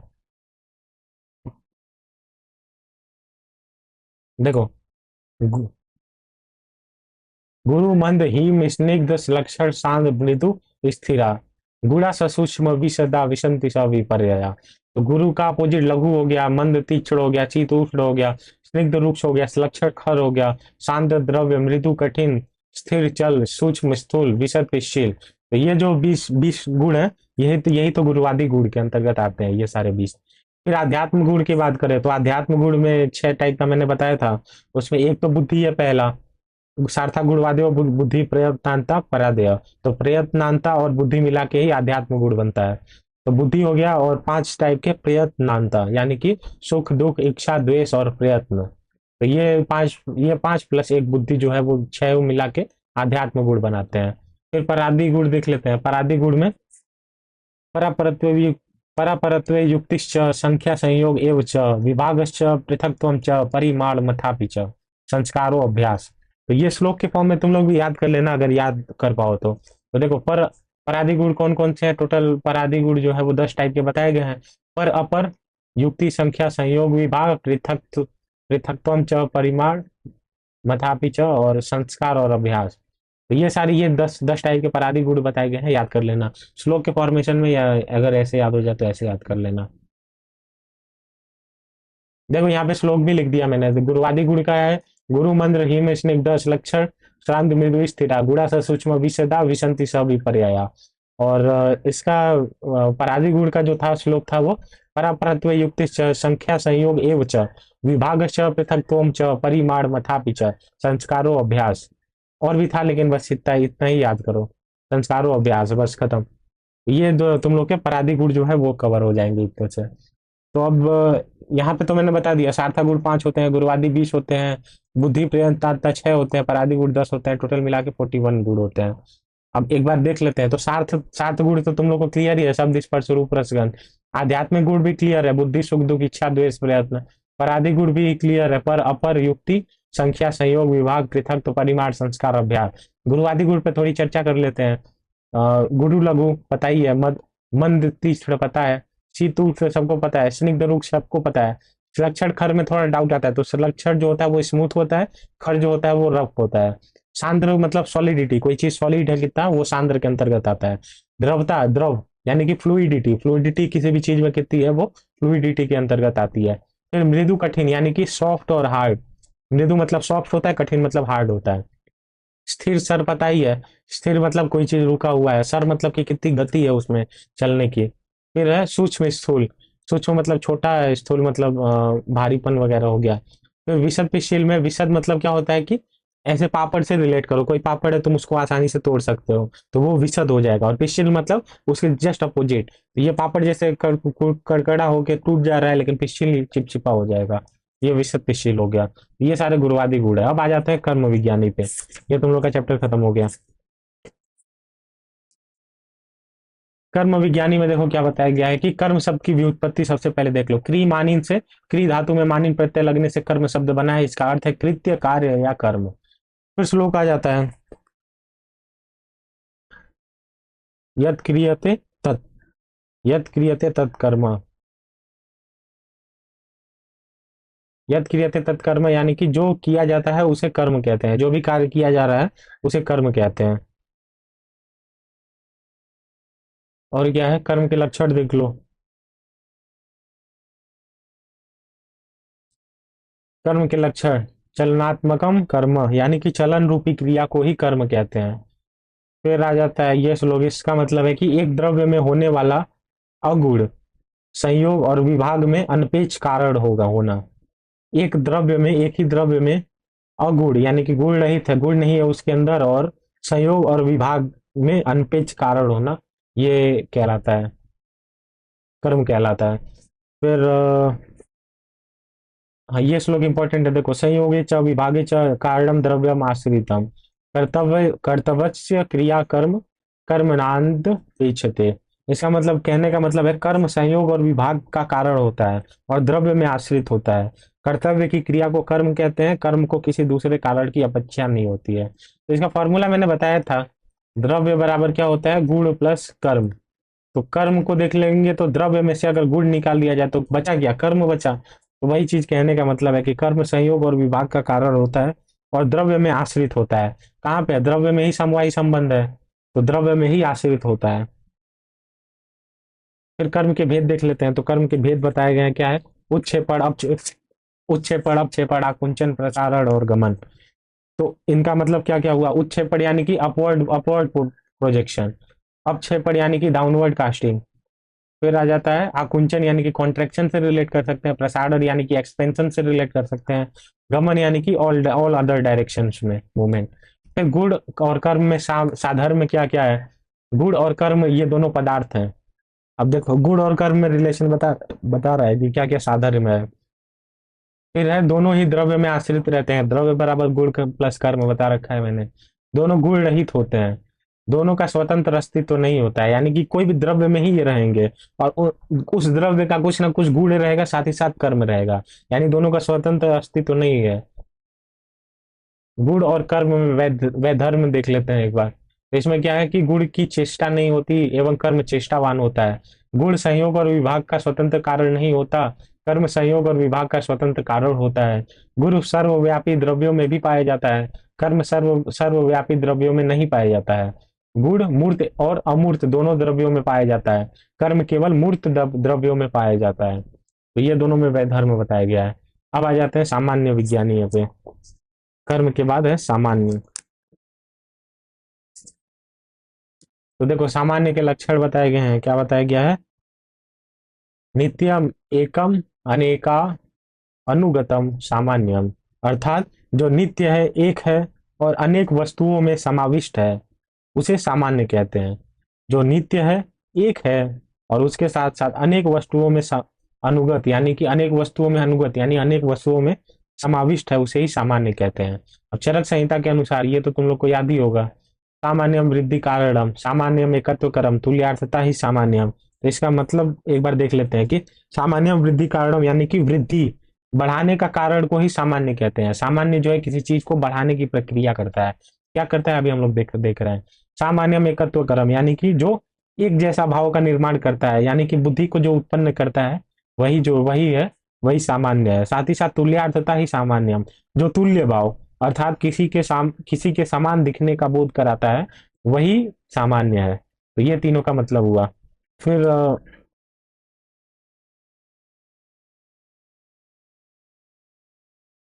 क्या है, नित्यते सत्वी अनेक अनेक समवेतत्व सामान्य लक्षणम। इसका मतलब हुआ सामान्य के तीन लक्षण बताए गए हैं। क्या क्या? सामान्य नित्य होता है, अनेकों में समाविष्ट रहता है, और साथ ही साथ समवाय संबंध से रहता है। तीन लक्षण बताए गए हैं सामान्य के। सामान्य नित्य होता है, अनेकों में समाविष्ट रहता है, और समवाय संबंध इसमें रहता है। सामान्य के भेद देख लेते हैं। भेद से क्वेश्चन बनता है 5 मार्क्स का। भेद कौन कौन से हैं? द्रव्य सामान्य, गुण समान, कर्म समान। तो सबसे पहले द्रव्य सामान्य देख लेते हैं, यानी कि समान द्रव्य की वृद्धि करना। द्रव्य से द्रव्य की वृद्धि होगी। एग्जाम्पल से देखो, जैसे क्या माना गया है आयुर्वेद में, मांस खाने से मांस की वृद्धि होना जो है वो द्रव्य सामान्य का उदाहरण है। यानी सेम से सेम द्रव्य से सेम द्रव्य बनेगा। मांस से मांस की उत्पत्ति होगी, रक्त से रक्त की उत्पत्ति होगी। रक्त पित्त व्याधि में धन व मृग और पक्षियों का रक्त को मधु के साथ चाटने के लिए कहा गया, उससे रक्त की वृद्धि होगी। तो मांस से मांस की वृद्धि, रक्त से रक्त की वृद्धि द्रव्य सामान्य के अंतर्गत आती है। गुण सामान्य क्या बताया गया है कि सेम गुण वाले, समान गुण वाले द्रव्य की वृद्धि से समान गुण वाले द्रव्य की वृद्धि होती है। जैसे एग्जाम्पल, दूध और घृत से शुक्र की वृद्धि होती है। तो दूध और घृत से शुक्र की वृद्धि कैसी होती है? क्योंकि शुक्र और दूध और घी की जो क्वालिटी होती है वो सेम होती है। तो क्या क्या गुण होते हैं इसके? तो शुक्र जो होता है मधुर, स्निग्ध और शीत होता है। शुक्र मधुर, स्निग्ध और शीत होता है। साथ ही साथ दूध और घृत भी मधुर, स्निग्ध और शीत होते हैं। तो दोनों समान गुण वाले हो गए, तो दूध दूध और घृत से शुक्र की वृद्धि होती है। उसी तरह दही, गुड़ और घी आदि खाएंगे तो उससे कफ की वृद्धि होती है। दोनों समान गुण वाले हो गए, कफ की वृद्धि करेंगे। तो कर्म सामान्य की का एग्जाम्पल देख लेते हैं। कर्म सामान्य यानी कि एक कार्य अपने समान के कार्य की वृद्धि करता है। जैसे कोई व्यक्ति दौड़ेगा तो दौड़ने से वात का बढ़ जाना कर्म सामान्य है। सामान्य वृद्धि कारण बढ़ा, सामान्य हमें हमेशा बढ़ाता ही है। दौड़ने से वात का बढ़ना जो है वो कर्म सामान्य के अंतर्गत आ गया। सोने या बैठे रहने से कफ कफ का बढ़ना, तो ये कर्म सामान्य के अंतर्गत आ जाता है। फिर कुछ कुछ और अन्य आचार्यों के मत है, वो भी एक बार देख लेते हैं। आचार्य चक्रपाणी का क्या मत है? तो आचार्य चक्रपाणी बोलते हैं कि अत्यंत सामान्य। तो अत्यंत सामान्य को किससे रिलेट किया गया है? अत्यंत सामान्य को द्रव्य सामान्य से रिलेट किया गया है। फिर मध्य सामान्य को गुण सामान्य के समान बताया गया है। फिर एक देश सामान्य है, तो एक देश सामान्य को कर्म कर्म सामान्य के समान बनाया बताया गया है। तो देखो, अगर एग्जाम्पल क्वेश्चन में अत्यंत सामान्य या मध्य सामान्य या एक देश सामान्य पूछता है, तो तुम लोग भी क्रमशः द्रव्य सामान्य, गुण सामान्य और कर्म सामान्य लिख के आ जाना, क्योंकि दोनों सेम ही होता है। आचार्यों ने अलग अलग नाम नाम दे दिया है इस टाइप का। और कौन कौन सा सामान्य है? एक थोड़ा थोड़ा और इसमें बताया गया है कि एक उभय वृत्ति और एक वृत्ति के बारे में बताया गया है। तो उभय वृत्ति और एक वृत्ति क्या है? जो पोष्य और पोषक दोनों में समानता होती है उसे उभय वृत्ति कहा जाता है। यानी पोष्य और पोषक दोनों सेम होते हैं तो उभय वृत्ति कहा जाता है। जैसे मांस से मांस की वृद्धि होना। एक वृत्ति किसे कहेंगे? तो एक वृत्ति में पोषक और पोष्य सामान्य न होते हुए भी प्रभाव से पोष्य का पोषण करते हैं। जैसे घी से अग्नि का बढ़ना, ये सारी चीजें एक वृत्ति के अंतर्गत आती है। फिर तर्क संग्रह के ही अनुसार दो और सामान्य बताए गए हैं, पर समान और अपर सामान्य। तो पर सामान्य जो होता है वो अधिक स्थान पर रहने वाले सामान्य को पर सामान्य बोलते हैं। जैसे सत्ता या जाति पदार्थों पर जाति का सामान्य होना। अपर सामान्य यानी कि अल्प सामान्य या रहने वाले सामान्य को अल्प सामान्य कहते हैं। जैसे द्रवत्व जो है वो अपर सामान्य है। ये तो इतना नहीं पूछता है, लेकिन ये सारी चीजें पूछते हैं। द्रव्य, गुण, कर्म, अत्यंत सामान्य, मध्य सामान्य और उभय वृत्ति और एक वृत्ति एक बार देख लेना पेपर देने जाने से पहले। फिर विशेष विज्ञानी के बारे में आ जाते हैं। लेक्चर लॉन्ग हो गया है थोड़ा, तो कवर करते हैं इसको जल्दी जल्दी। फिर विशेष विज्ञानी के बारे में पॉइंट नहीं छूटेगा, सारे पॉइंट कवर कर देंगे। विशेष विज्ञानी के बारे में क्या है? विगता शेषो यस्मात् से विशेष शब्द बना है जिसका अर्थ है विशिष्टा युक्त अंतर या अनोखा चिन्ह। तो विशेष विशेष लक्षण के अनुसार क्या बताया गया है कि अ, लक्षण देख लो इस बार क्या है? नित्य द्रव्य वृत्तियों व्याव तर्का व्यार्थ का विशेषता। तो इसका मतलब है कि नित्य द्रव्य में रहने वाले व्यावर्तक को विशेष कहते हैं। नित्य द्रव्य में रहने वाले व्यावर्तक को विशेष कहते हैं। फिर चरक संहिता के अनुसार देख लो क्या क्या दिया हुआ है। हास्य हेतु विशेष विशेषस्तु पृथक्कृत और विशेषस्तु विपर्यय। यानी कि हास्य यानी कि कम करना, जो कम करता है वही विशेष है। जो एक पृथक करता है एक वस्तु को दूसरे वस्तु से, वो पृथक है। विशेषस्तु विपर्यय यानी कि विपरीत भाव का बोध कराता है, वो विशेष है। फिर क्या है अन्य के बारे में क्या बता रहा है कि अन्यत्र अंतर विशेष कहा गया है। अंत विशेषों के अलावा सब सामान्य विशेष है। तो ठीक है, इसके बारे में।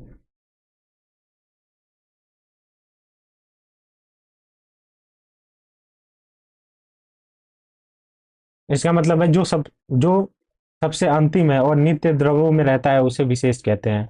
विशेष के भेद देख लो, द्रव्य विशेष, गुण विशेष और कर्म विशेष के बारे में। तो द्रव्य विशेष यानी कि सेम टाइप के द्रव्य की वृद्धि कराएगा,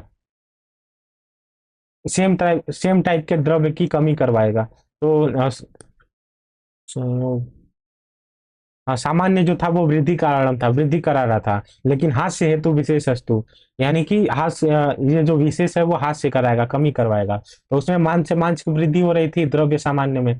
लेकिन द्रव्य विशेष में क्या होगा कि मांस की कमी की जाएगी, मांस से, किसी भी चीज से। तो जैसे शरीर में मांस की अगर वृद्धि हो रही है तो अस्थि का प्रयोग किया जाता है, जैसे शंख अस्थि हो गया या कपर्दिक आदि भस्मों का प्रयोग हो गया। तो इन सारी चीजों का करके मांस अगर वृद्धि हुई है तो मांस का क्षय किया जाता है। फिर गुण विशेष में क्या हो जाता है कि अगर किसी पर्सन में वात वृद्धि हो गई है तो उसके ऊपर तेल का प्रयोग किया जाता है। समान गुण वाले अपोजिट गुण वाले का प्रयोग किया जाता है। तो वात वृद्धि हो गई है तो तेल का प्रयोग किया जाएगा, जिससे वात की कमी हो जाएगी। वात का गुण जो होता है वो रुक्ष लघु शीत होता है, और इसका विपरीत गुण होता है किसके, तेल के पास, स्निग्ध गुरु और उष्ण। कर्म विशेष में क्या आ जाता है कि शरीर में कफ की वृद्धि होने पर व्यायाम आदि कर्म कराया जाता है। अगर शरीर में कफ की वृद्धि हो गई है तो व्यायाम आदि कराओगे तो उसकी वृद्धि जो है वो कम हो जाएगी, कफ की। फिर आचार्य चक्रपाणी ने दो टाइप का विशेष बताया, विरुद्ध विशेष और अविरुद्ध विशेष। तो विरुद्ध विशेष जो है वो शरीर के संपर्क से हास्य का कारण होता है, यानी विरुद्ध की वजह वजह से हास्य होती है, कमी होती है शरीर में। और अविरुद्ध विशेष से हास्य या वृद्धि का कारण नहीं होता है। यानी कि हो सकता है कि कमी हो भी जाए अविरुद्ध विशेष की वजह से, लेकिन मेन मूल कारण ये नहीं होता है। और विरुद्ध विशेष वो होता है जिस किसी भी चीज की वजह से शरीर में किसी चीज की कमी हो। सामान्य विशेष सिद्धांत के बारे में क्या गया बताया गया, सर्वदा सर्वभावनाम सामान्यम वृद्धि कारणम हास्य हेतु विशेष प्रवृत्ति रूपयस्तु। यानी कि सर्वदा सर्वभा सामान्य जो है हमेशा वृद्धि कराएगा, और हास्य कौन कराएगा, विशेष जो है वो हमेशा हास्य कराएगा। इसके यही बताया गया है। सामान्य और विशेष में साधर्म में देख लो, सामान्य और विशेष से दोनों नित्य हैं, दोनों भाव पदार्थ हैं, दोनों का संबंध द्रव्य गुण और कर्म से होता है, दोनों बुद्धि गम्य है। उसके साथ साथ क्या वैधर्म में बताया गया है सामान्य और विशेष में। तो सामान्य जो है जाति का बोध कराता है, विशेष जो है व्यक्ति का बोध कराता है। सामान्य एकत्व का घोतक है, और पृथ्वी पृथकत्व का घोतक ये विशेष है। यानी कि सामान्य जो है वो यूनिटी लाएगा, और विशेष जो है वो सेपरेबिलिटी लाएगा, सेपरेट करेगा चीजों को। सामान्य जो है वो वृद्धि का कारण होता है, विशेष जो है वो हास्य का कारण होता है। सामान्य तुल्यार्थता का बोधक होता है, विशेष जो है अतुल्यार्थता का बोधक होता है। सामान्य अनेक में पाया जाता है, और विशेष जो है एक में पाया जाता है। सामान्य एक होता है, और विशेष जो होता है वो असंख्य होता है। ये सारी चीजें थी क्वेश्चन पॉइंट ऑफ व्यू से जो जो इंपॉर्टेंट, वो बता दिया। विशेष के बाद है समवाय। तो समवाय के बारे में देखो क्या क्या बताया गया है। समवाय शब्द की व्युत्पत्ति, सम प्लस अव प्लस ई अच से समवाय शब्द बना है, जिसका अर्थ मिलाप या सम्मिश्रण है। अविच्छेद्य संयोग को समवाय कहा जाता है। अब समवाय के लक्षण देख लेते हैं, समवाय के लक्षण क्या क्या है। तो समवाय के लक्षण के लिए श्लोक कोड किया गया है, नित्य संबंध समवाय अयुक्ति सिद्ध वृत्ति। यानी कि समवाय नित्य नित्य संबंध को कहते हैं, समवाय अयुत सिद्ध पदार्थों में पाया जाता है। समवाय जो है वो नित्य संबंध को ही समवाय कहते हैं, और अयुत सिद्ध पदार्थों में समवाय पाया जाता है।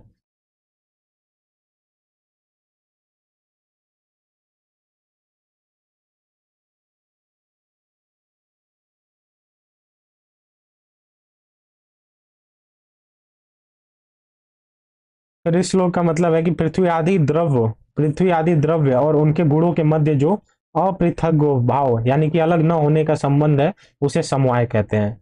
पृथ्वी आदि द्रव्य और उनके गुणों के मध्य जो अलग न होने का संबंध है वही समवाय, उसे ही समवाय कहते हैं।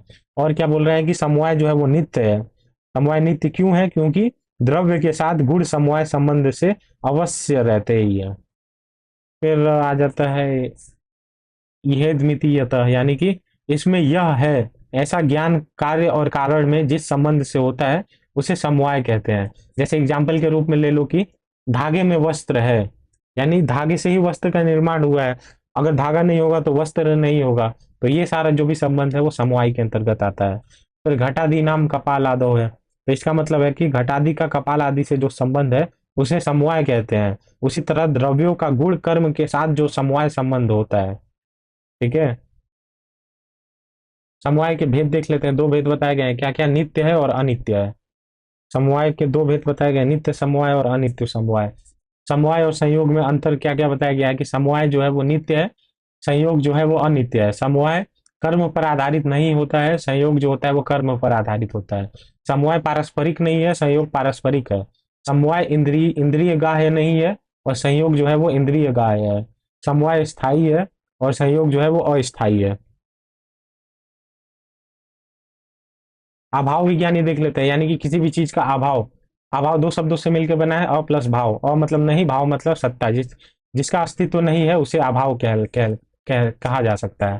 तो देखो ये क्या कहा हुआ है, किसी वस्तु के न होने को अभाव कहा जाता है। अभाव को शून्य नहीं समझना चाहिए। किसी वस्तु को किसी विशेष स्थान में उपस्थित न होने को अभाव कहना चाहिए, न कि पूर्णतः शून्यता को। यानी कि कोई चीज नहीं है इसका मतलब ऐसा नहीं है कि उस चीज का अभाव है और शून्य है वो। उस चीज का अभाव तो है लेकिन पूर्णतः शून्यता नहीं कहना चाहिए। फिर अभाव के टाइप्स देख लेते हैं, कौन कौन से टाइप्स बातें गए। तो एक है संसर्गा भाव और एक है अन्योन भाव।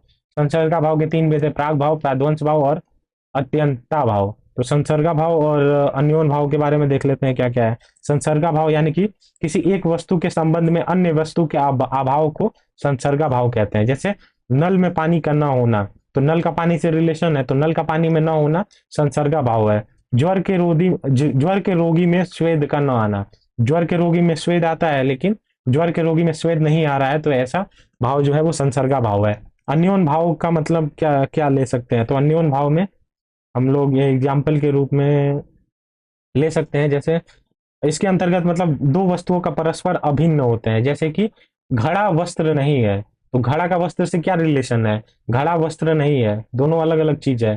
फिर है मधुर रस में कटु, मधुर रसात्मक द्रव्यों में कटु रस नहीं है, तो मधुर रस में कटु रस, मधुर रसात्मक द्रव्यों में कटु रस थोड़े ही होगा, तो अन्योन अभाव हो गया।